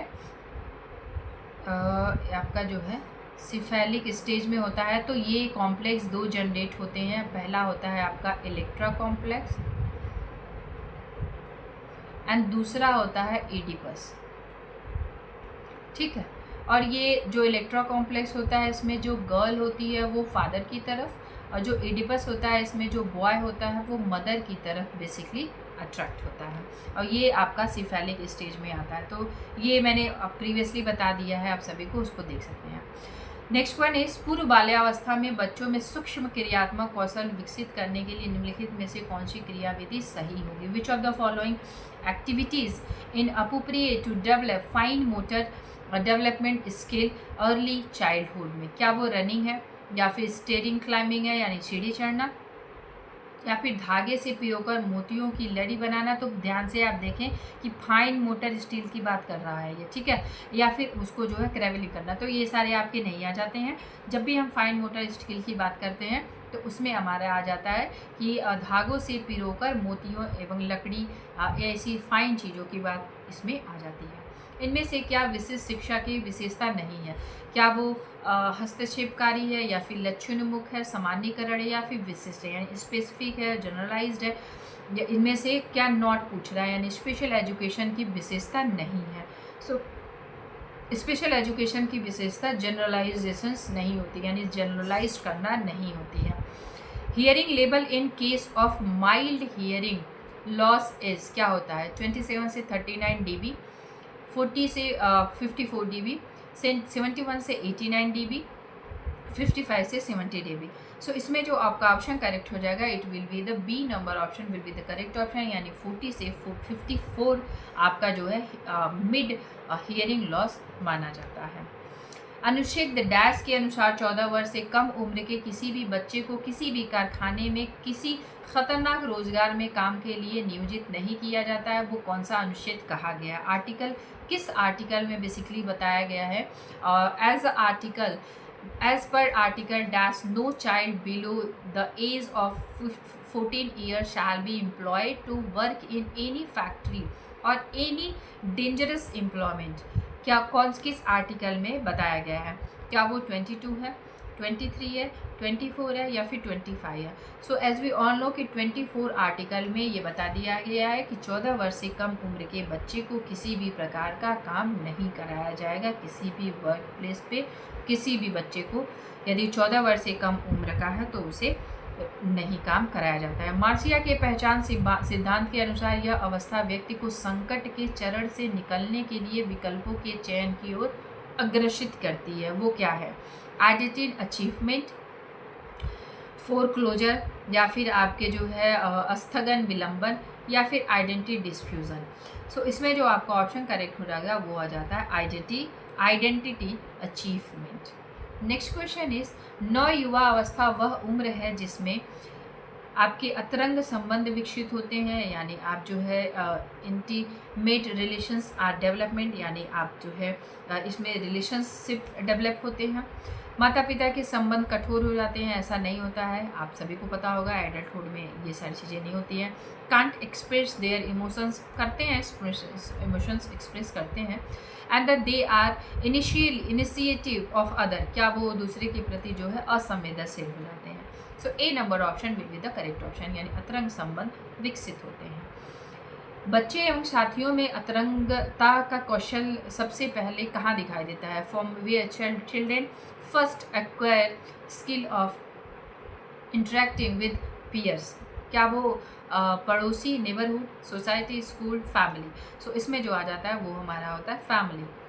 बौद्धिक विकास सामाजिक विकास से संबंधित प्रक्रिया है, यानी जो बौद्धिक विकास है वो सामाजिक विकास से संबंधित एक प्रोसेस है जिसमें बच्चे को उचित बौद्धिक विकास के लिए परिवार, साथी समूह और अन्य लोगों की आवश्यकता होती है। ये कथन किसका है? ये बेसिकली आपसे ये जानना चाह रहा है कि जो बौद्धिक विकास करने के लिए जो प्रक्रिया है, साथ ही इसमें आप ध्यान से देखेंगे तो ये पूछ ही ऐसे रहा है कि कॉग्निटिव डेवलपमेंट विकास हो रहा है उसका, जिसमें उसमें परिवार भी आ जा रहा है, साथी समूह आ जा रहा है, जिससे उसका उचित बौद्धिक विकास हो। यानी इन सभी लोगों से इंटरेक्ट करते हुए बच्चा कुछ ना कुछ सीखता है, धीरे धीरे जो है वो आपके एक मैचुरेशन स्टेज पे पहुंच जाता है, यानी उसका जो है इंटेलेक्चुअल डेवलपमेंट होता है। वो किसने कहा है? क्या वो एरिक्सन ने कहा है? नहीं। बंडूरा ने लर्निंग सिद्धांत दिया है, पियाजे ने कॉग्निटिव डेवलपमेंट दिया है, बट ये बात उन्होंने नहीं कही है। So D number option will be the correct option, यानी वाइतो बुतस्की के द्वारा बताया गया है। Broken family is a more constructive to increase of crime in dash. क्या boys, girls, mother and father. So इसमें जो ऑप्शन और करेक्ट हो जाएगा it will be the B number option. निम्नलिखित में से कौन सा गर्भ निरोधक का प्राकृतिक तरीका है? क्या वो कॉपर टी है, या फिर आपके वेसेटोमी है, या फिर आपके ये गिवन है, एंड देन आपके LMA यानी लैम्प गिवन है। ठीक है, सो इसमें जो आपका ऑप्शन करेक्ट हो जाएगा it will be the lamp. अब इसके बारे में यानी जो नेचुरल मेथड बता रहा है कॉन्ट्रासेप्शंस के, तो इससे यूरोपियन कंट्री से लेकर के इंडिया की जितनी भी कंट्रीज़ हैं ऑलमोस्ट ने इस पे जो है इसी को ज़्यादा फॉलो करते हैं। एंड हम यहाँ डिस्कस करेंगे इसके बारे में, आप सभी को पता होगा इसके बारे में। ये एक एक्सटर्नल आप कॉन्ट्रासेप्टिव सर्विसेज है जो ड्यूरिंग द मेल के द्वारा यूज़ किया जाता है, एंड ये बेसिकली मेल के द्वारा यूज़ किया जाता है। एंड जो वेस्टोमी होती है इसमें जो पुरुष जो होता है उसकी जो इसमें बेसिकली नसबंदी की जाती है, यानी वहाँ से जो स्पर्म आते हैं उसका बेसिकली उस फॉर एग्जांपल ये नस है, यहाँ से स्पर्म आ रहा है, यहाँ से कट करके इसे बंद कर दिया जाता है, या इसे मोड़ दिया जाता है, या किसी पिन के माध्यम से दबा दिया जाता है जिससे स्पर्म बाहर नहीं आता है, एंड देन ये इससे इधर कन्वर्ट हो जाता है।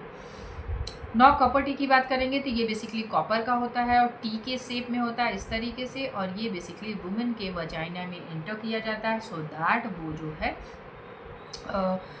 कंसेप्शन ना कर सके, यानी वो जो है कंसीव ना कर पाए। ठीक है, यानी इस पे जो स्पर्म होता है यहीं से यहीं बाहर की तरफ या तो वो मर जाते हैं या फिर वो बाहर की तरफ ट्रांसफ़र हो जाते हैं, एंड देन वुमेन बॉडी में यानी जो फेलोपियन ट्यूब में नहीं आ पाते हैं। ठीक है, लैम्प का मतलब होता है नेचुरली, यानी ड्यूरिंग द इंटरकोर्स जो मेन है वो इजैकुलेट कर रहा है for the other place. Okay, and next question इसमें गिवन है सो इसमें जो आपका ऑप्शन करेक्ट हो जाएगा it will be the D number option will be the correct option. ठीक है, नेक्स्ट क्वेश्चन इज वैवाहिक असमंजस बनाने वाली परिस्थितियाँ क्या है? A situation that create materials disharmony is क्या है? विवाह की अवास्तविक धारणा, जैसे जब हम बिल्कुल अनरियलिस्टिक जो चीज़ें कंसेप्ट या अनरियलिस्टिक यानी जो रिलाई नहीं करता उस कंसेप्ट को जो हम मैरिज में लागू करते हैं। जीवन साथी के साथ समायोजन, एडजस्टमेंट में प्रॉब्लम, पृष्ठभूमि में समानता यानी सिमिलैरिटी ऑफ बैकग्राउंड, तो ऐसा तो यदि सिमिलैरिटी है तो ऐसी चीज़ें नहीं होती हैं। पारिवारिक जीवन चक्र यानी जो लाइफ स्टाइल है यानी जो लाइफ साइकिल है उसके अनुसार होती है। सो ये जो इसमें गिवन है ये आपके नेगेटिव टर्म है, यही आपके आंसर हो जाएगा। यानी जब मैरिज में basically unrealistic concept of marriage के बारे में जो काल्पनिक चीज़ों की बात हो जाती है तो ये आपके A number option will be the correct option.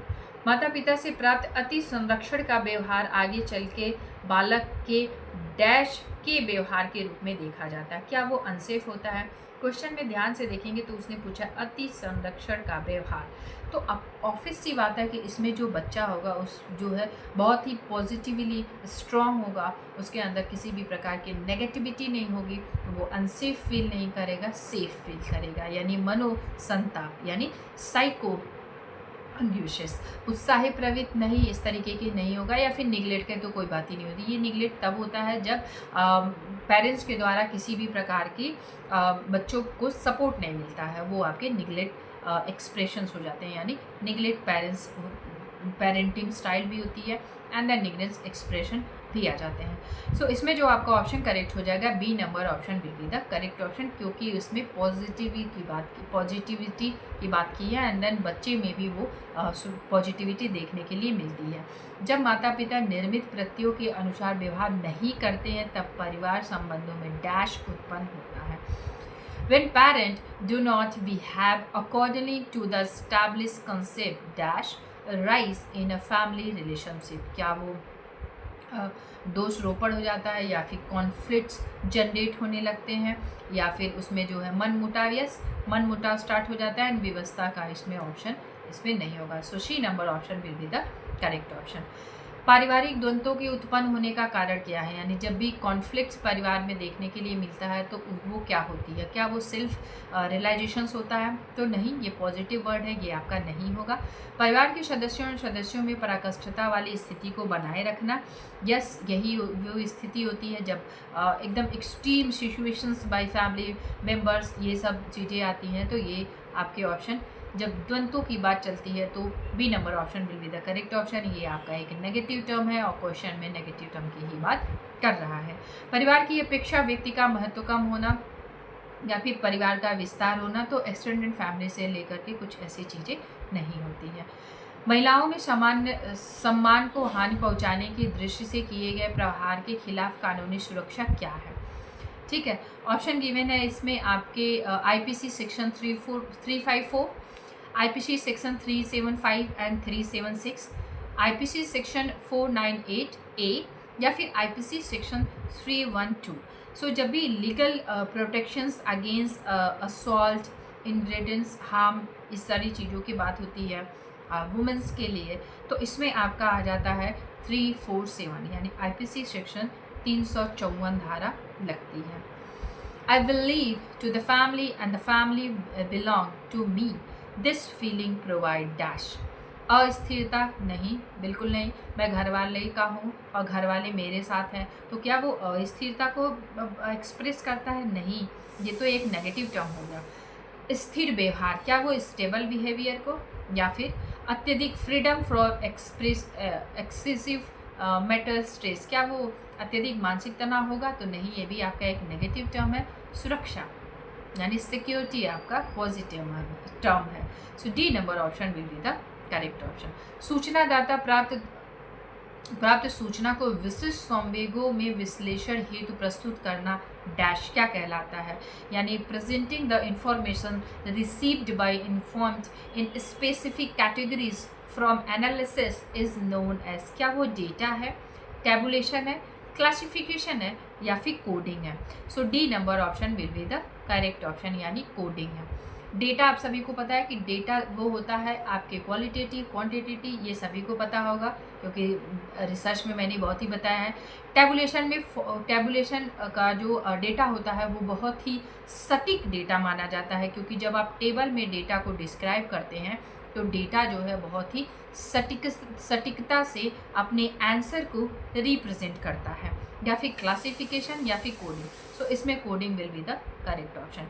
Dash घरेलू वातावरण एक मजबूत और कठोर अनुशासन प्रणाली के साथ व्यवहार पे स्पष्ट प्रतिबंधों पर बल देता है, वो क्या है? निरंकुश या फिर डेमोक्रेटिक, लोकतांत्रिक। तो यदि स्टिकनेस की बात करिए, मजबूत कठोर अनुशासन प्रणाली का व्यवहार कर रहा है, तो इसमें डेमोक्रेटिव का मतलब होता है फ्लेक्सिबल। डेमोक्रेटिव की चीज़ें होती है फ्लेक्सिबल, यानी सबके बोलने की संभावना, सबके बात करने की संभावना, सबके निर्णय लेने की संभावना, यानी इंडिपेंडेंसी, यानी वो जो है इंडिपेंडेंट है, ठीक है, स्वतंत्र हैं सारी चीज़ें करने के लिए, डेमोक्रेटिव। या फिर आपके परमिसिवनेस या फिर आपके अति संरक्षण यानी ओवर प्रोटेक्टिव।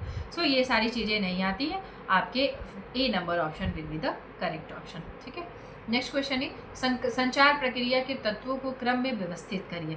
तो सबसे पहले ये समझ लें कि फीडबैक के बाद कोई आंसर आता ही नहीं है जब भी कम्युनिकेशन की बात करता है, तो फीडबैक आपका सबसे लास्ट में होगा। तो ये ऑप्शन हम पहले ही हटा देंगे, इन ऑप्शन में देख रहे हैं कि फीडबैक हमारा सबसे लास्ट में दिया है। लेकिन उससे पहले हम ये जानेंगे कि ये मैसेज क्या होता है, कैसे चैनल होते हैं, किस तरीके से ये पूरा ऑर्गेनाइज किया जाता है। जब भी किसी एक मैसेज को क्रिएट करना होता है तो उसके लिए सबसे पहले आता है हमारा सेंडर आएगा, वो मैसेज को क्रिएट करेगा।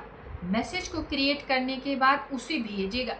आपका मैसेज तभी सक्सेसफुल होगा जब किसी के द्वारा वो मैसेज डिकोड किया जाएगा या रिसीव किया जाएगा या उसे समझा जाएगा। और सबसे ज़्यादा जो माना जाता है कि आपका मैसेज इफ़ेक्टफुल रहा किसी सोसाइटी के लिए या फिर जिसके लिए भी आपने मैसेज क्रिएट किया है, यदि उनका फीडबैक आता है तो जब भी किसी कम्युनिकेशन में फीडबैक आता है तो उससे आपके जो है संचार की गुणवत्ता का पता चलता है। जो चैनल होगा वो हमारा थर्ड होगा। अब ये चैनल हमारे कई प्रकार के चैनल हो सकते हैं, ठीक है, इन्हें हम मीडिएटर भी कहते हैं। तो चैनल आपके हो जाएंगे, इसमें आपके कोई भी सोशल मीडिया हो सकती है, कोई पर्सन हो सकता है, आपके डाक हो सकता है, मेल हो सकता है, स्पीच पोस्ट हो सकता है। ये सारे आपके चैनल्स हो गए जिनके माध्यम से आप मैसेज लोगों तक पहुंचाना चाह रहे हैं। मैसेज पहुंचने के बाद कोई रिसीव करता होगा। उस रिसीव करता के बाद यदि एक ऑप्शन इसमें और गिवन होता है वो है आपके डिकोडिंग।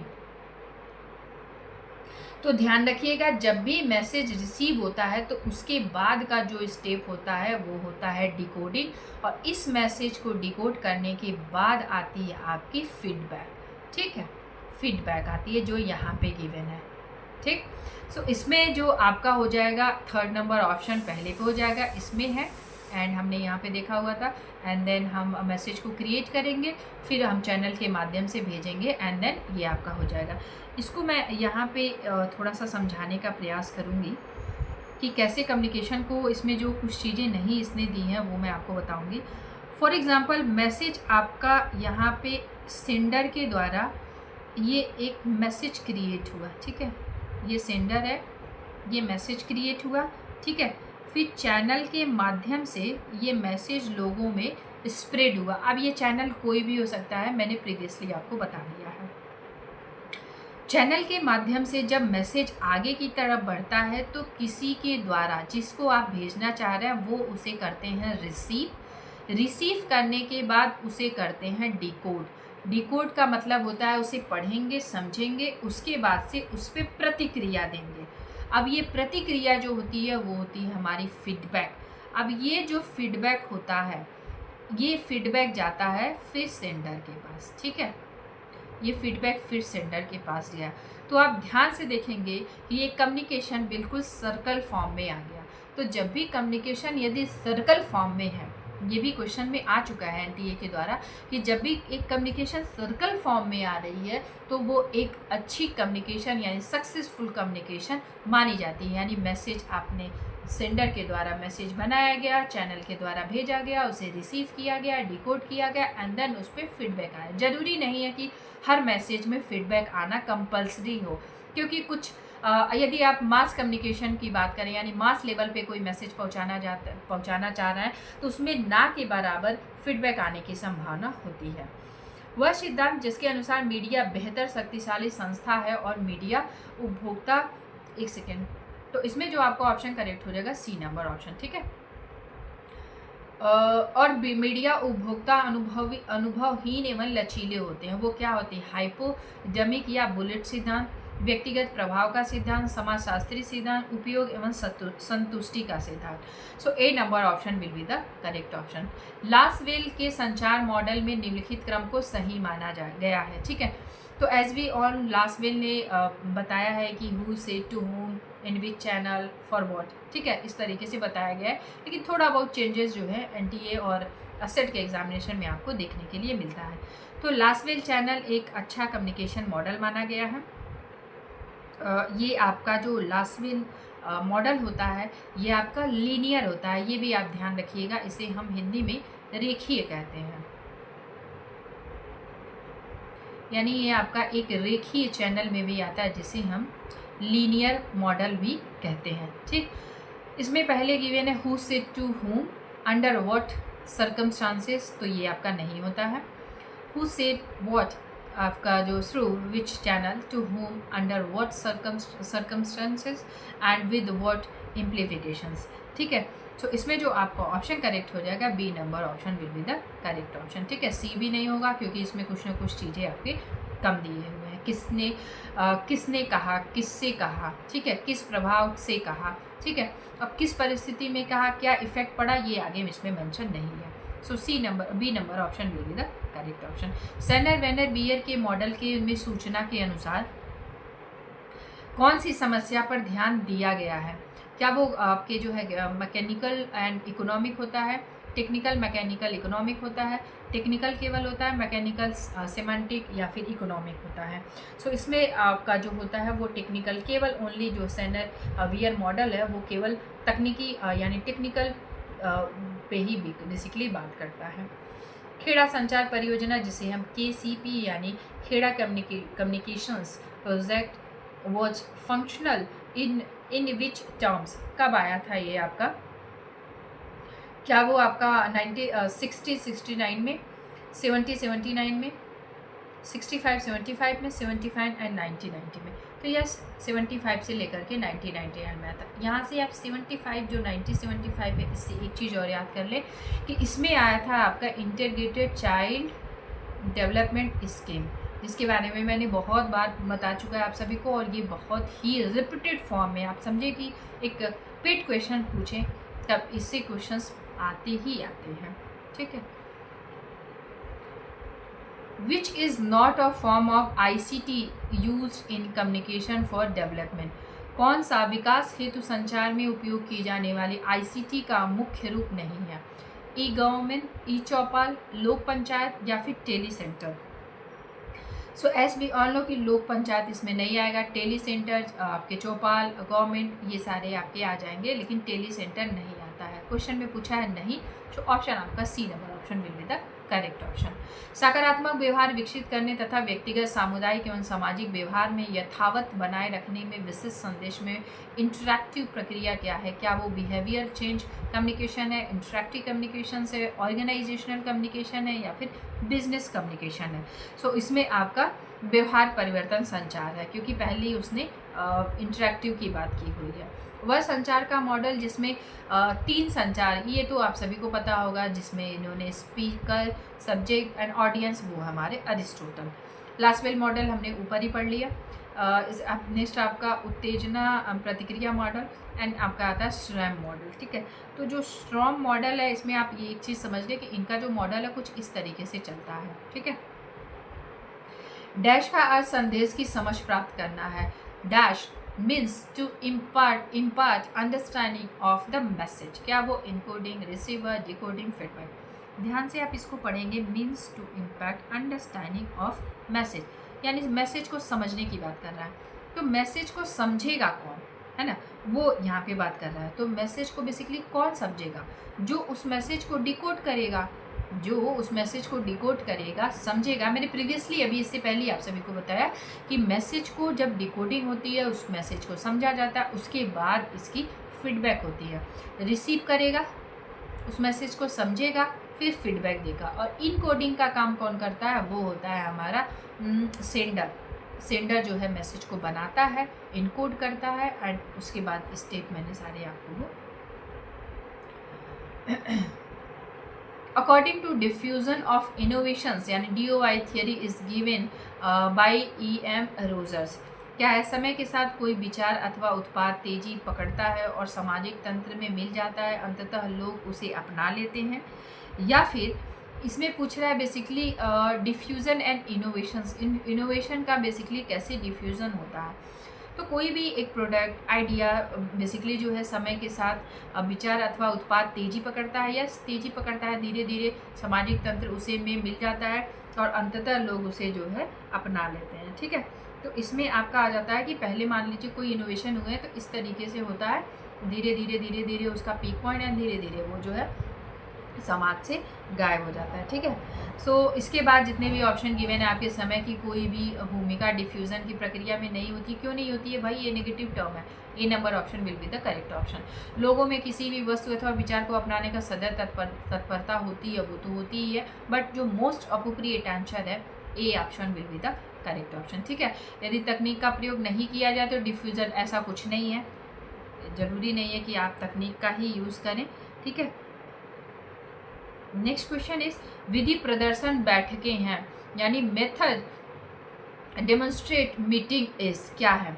व्यक्तिगत संपर्क विधि, या फिर आपके मास कॉन्ट्रैक्ट मेथड, ग्रुप कॉन्ट्रैक्ट, या फिर ऑल ऑफ द एबव। तो जब भी हम बात करते हैं डेमोन्स्ट्रेशन की तो उसमें हमारा आ जाता है ग्रुप कॉन्ट्रैक्ट मेथड। ठीक है, मास कॉन्ट्रैक्ट मेथड कब होता है? जब लंबी जनसंख्या, बड़ी जनसंख्या में बेसिकली बातें होती हैं। इंडिविजुअल कॉन्ट्रैक्ट मेथड का मतलब होता है यानी व्यक्तिगत रूप से, और ऑल ऑफ द एबव नहीं आएगा क्योंकि इसमें डेमोन्स्ट्रेटिंग की बात करें। अब डेमोन्स्ट्रेशन कब दिखाते हैं? आप अपने कॉलेज की बात करें, कोई भी आपने चीज़ें बना करके ले गई, आप उसका डेमो देते हैं, तो क्या उसके लिए पूरी आप जो है 400-500 पॉपुलेशन लेते हैं, या फिर किसी एक लोगों को बता देते हैं कि देखो मैंने ये मॉडल बनाया, तुम समझ लो? ऐसा तो नहीं होता है ना। एक ग्रुप कॉन्ट्रैक्ट मेथड होता है, आपने कोई एक मॉडल रेडी किया है, अब यहाँ पे कुछ पीपल हैं, उनको जो है आप समझाएंगे कि आप जो है कैसे यूज़ करेंगे। फॉर एग्जांपल आपने कोई कुछ भी एक आपने कोई पेन किलर बनाई है, कुछ भी आपने बनाया है, तो आप उसका पूरा डेमो देते हैं किस तरीके से आप इसे यूज़ करेंगे। तो उसमें कुछ ही लोग वहाँ पे अवेलेबल होते हैं, यानी उन्हें आप बेसिकली बोलते हैं ग्रुप कॉन्ट्रैक्ट मेथड। ठीक है, नेक्स्ट क्वेश्चन इज निम्नलिखित में से कौन सा प्रसार शिक्षा का सिद्धांत नहीं है? Principles of grass root organisations, principles of cultural similarity, या फिर पार्टिसिपेंट, या फिर लीडरशिप्स, इसमें से क्या नहीं है? So B number option will be the correct option, यानी कल्चरल सिमिलैरिटी होना जरूरी नहीं है, क्योंकि इसमें हर प्रकार के लोग होते हैं, हर धर्म के लोग होते हैं। आपके यहाँ पे हिंदू, मुस्लिम, सिख, ईसाई, किसी भी प्रसार एक्सटेंशन एजुकेशन में कोई भी व्यक्ति हो सकता है। ठीक है, यहाँ तो मैंने आपको धर्म के हिसाब से बताया, एज के हिसाब से भी हो सकते हैं। यानी जब भी आप एक्सटेंशन एजुकेशन की बात करें तो एक चीज़ समझ लें, हिट्रोजेनियस पॉपुलेशन। ठीक है, यानी अक्षमतीय आपके जो है जनसंख्या होगी, यानी इसमें आपके 10 साल से लेकर के 50 साल तक के बुजुर्ग भी हो सकते हैं, कोई शिक्षा में अव्वल स्थान रखता होगा, किसी को शिक्षा के से ज़्यादा जानकारी नहीं होगी, इसमें वो सारे व्यक्ति आ जाते हैं एक्सटेंशन एजुकेशन में। ठीक है, so B number option will be the correct option, क्योंकि यहाँ पे नहीं पूछा है। नेक्स्ट क्वेश्चन इज क्रियाकलापों की रूपरेखा इस प्रकार तैयार करना कि संपूर्ण नियोजन कार्यक्रम जो भी आपने नियोजित किया है ठीक प्रकार से निष्पादन हो सके, क्या कहलाते हैं? An outline of the activities so arranged as to enable efficient execute of the entire planning program is known as क्या वो प्रोग्राम मूल्यांकन होगा, प्रोग्राम आपके एग्जीक्यूशंस होंगे, प्लान वर्क होगा, या फिर प्रोग्राम के उद्देश्य होंगे यानी ऑब्जेक्टिव होंगे? ठीक है, सो इसमें जो आपका ऑप्शन करेक्ट हो जाएगा, यानी आपने उस प्लान का क्या वर्क किया, यानी कार्य की योजना कैसे बनाई है। ठीक है, निम्नलिखित में से कौन सहभागिता अधिगमन क्रिया का की तकनीक नहीं है? नॉट पे ध्यान देंगे हम। विच of the following is not the technique of participatory learning action? ये बेसिकली हम कहाँ पे करते हैं पार्टिसिपेटरी लर्निंग एक्शन, जो अभी अभी हमने प्रीवियसली एक क्वेश्चन किया गया है एक्सटेंशन एजुकेशन में। एक्सटेंशन एजुकेशन में ये किया जाता है। क्या वो आपके ट्रांजेक्ट डायग्राम और मैप्स होते हैं, या फिर आपके चपाती डायग्राम एंड वेन डायग्राम यानी इस तरीके से, या फिर फ्लो डायग्राम, या फिर ऑब्जर्वेशंस हो जाएगा? So D number option will be the correct option. Observation इसमें नहीं आता है, यानी किसी भी चीज़ का उसमें हम ऑब्जर्व नहीं करते हैं। इसमें हम ट्रांजेक्ट आपके जो है ट्रांजेक्ट डायग्राम बनाते हैं, आपके वेन डायग्राम होते हैं, फ्लो डायग्राम बनाते हैं। ऑब्जर्वेशन एक अवलोकन होता है जिसे हम व्यक्ति को डायरेक्टली एंड इनडायरेक्टली दोनों रूप से ऑब्जर्व करते हैं। कृषक प्रशिक्षण एवं क्रियात्मक साक्षरता कार्यक्रम परियोजना किस मंत्रालय के प्रयास द्वारा चलाई गई थी? क्या वो एजुकेशन मिनिस्ट्री थी, एग्रीकल्चर मिनिस्ट्री थी, इंफॉर्मेशन एंड ब्रॉडकास्टिंग मिनिस्ट्री थी, या फिर इन सभी के द्वारा चलाया गया था? तो ये इन सभी के द्वारा बेसिकली ये चलाया गया था। DRDA यानी full form of DRDA district rural development agency है, या फिर डिस्ट्रिक्ट रूरल डेवलपमेंट अथॉरिटी है, या फिर डिस्ट्रिक्ट रिसर्च डेवलपमेंट अथॉरिटी है, तो ऐसा नहीं है ये। ठीक है, या फिर आपका डिस्ट्रिक्ट रिसर्च डेवलपमेंट एजेंसी है, तो ये सारी कुछ ऐसा नहीं है। एंड यहाँ पे डिस्ट्रिक्ट लेवल पे रूरल डेवलपमेंट अथॉरिटी नहीं होती है, ये आपकी एजेंसी है। ठीक है, सो district rural development authority DRDA का फुल फॉर्म हो जाएगा, यानी जिला ग्रामीण विकास एजेंसी, यानी अथॉरिटी नहीं, ठीक है। Next one is Chetna is full form of Chetna is क्या है? Centre for health education training and nutrition awareness, centre for health education teaching and nutritional awareness, center for health education training and national awareness, center for health education teaching and national awareness। सो इसमें जो आपका correct option हो जाएगा स्वास्थ्य शिक्षा प्रशिक्षण एवं पोषण के लिए जागरूकता का केंद्र जो होती है वो आपके चेतना, यानी centre for health education training and nutritional awareness. Next question is निम्नलिखित में से कौन ब्लूम टेक्सोनॉमी का शिक्षात्मक उद्देश्य नहीं है? ध्यान से देखेंगे। सो ब्लूम टेक्सोनॉमी दो तरीके से ब्लूम की टेक्सोनॉमी आई थी। एक ब्लूम की टेक्सोनॉमी आई थी, वो आई थी हमारी 1956 में, और एक ब्लूम की टेक्सोनॉमी आई थी 2001 में, ठीक है। तो जब ब्लूम टेक्सोनॉमी आई थी 1956 में, उसी टेक्सोनॉमी को रिवाइज करके 2001 में टेक्सोनॉमी आई, ठीक है। इसमें पूछा है क्या नहीं है, क्या कॉग्निटिव, अफेक्टिव, या फिर आपके साइकोमोटर, या फिर आपके मनोविश्लेषणात्मक। सो इसमें जो आपका ऑप्शन करेक्ट रहेगा वो हो जाएगा नहीं है, वो है मनोविश्लेषणात्मक, यानी इसमें मनोगामक है, प्रभावी है, कॉग्निटिव यानी मस्तिष्क को बिल्ड करता है। अब जो 1956 में आई थी आपके, इसमें भी 6 स्टेप है, इसमें भी 6 आपके स्टेप है, शायद इसमें आपके 6 to 8 स्टेप हैं, शायद नहीं, यस 8 ही स्टेप आपको मिलेंगे। इसको मैंने बहुत ही डिटेल में बताया हुआ है ब्लूम की दोनों टेक्सोनॉमीज में, इससे प्रीवियसली मेरे जो वीडियोज़ हैं वहाँ से आप इसे कवर कर सकते हैं। बहुत ही इंटरेस्टिंग है, और साथ ही साथ एग्ज़ाम में पूछने की संभावना 99% है, क्योंकि किसी न किसी फॉर्म में ब्लूम की टेक्सोनॉमी पूछी जाती है, क्योंकि ब्लूम की टेक्सोनॉमी हायर एजुकेशन में बहुत ही महत्वपूर्ण भूमिका निभाती है। पंचायती राज प्रणाली में जिला परिषद का अध्यक्ष कौन होता है? ब्लॉक डेवलपमेंट ऑफिसर होता है, विलेज डेवलपमेंट ऑफिसर होता है, डिस्ट्रिक्ट कलेक्टर या डिस्ट्रिक्ट मजिस्ट्रेट होता है, या फिर ब्लॉक एक्सटेंशन ऑफिसर होता है। तो जब भी हम इसकी बात करते हैं तो इसमें डिस्ट्रिक्ट कलेक्टर या फिर डिस्ट्रिक्ट मजिस्ट्रेट यानी जिला अधिकारी या जिला कलेक्टर होता है। नेक्स्ट क्वेश्चन इज किस देश में प्रसार सेवा को सहकारी सेवा तथा गृह अर्थव्यवस्था सेवा कहा गया? क्या वो यूएस है, जापान है, इजराइल है, या फिलीपींस है? सो ये इसमें जो आपका करेक्ट हो जाएगा ए नंबर ऑप्शन भी होगा करेक्ट आपका, यानी यूएस आपका जो है करेक्ट हो जाएगा।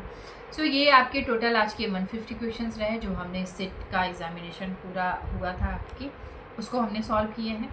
सो यदि आपको ये सेशन अच्छा लगा होगा तो इसे आप करिएगा like, subscribe and share, also comment, ठीक है।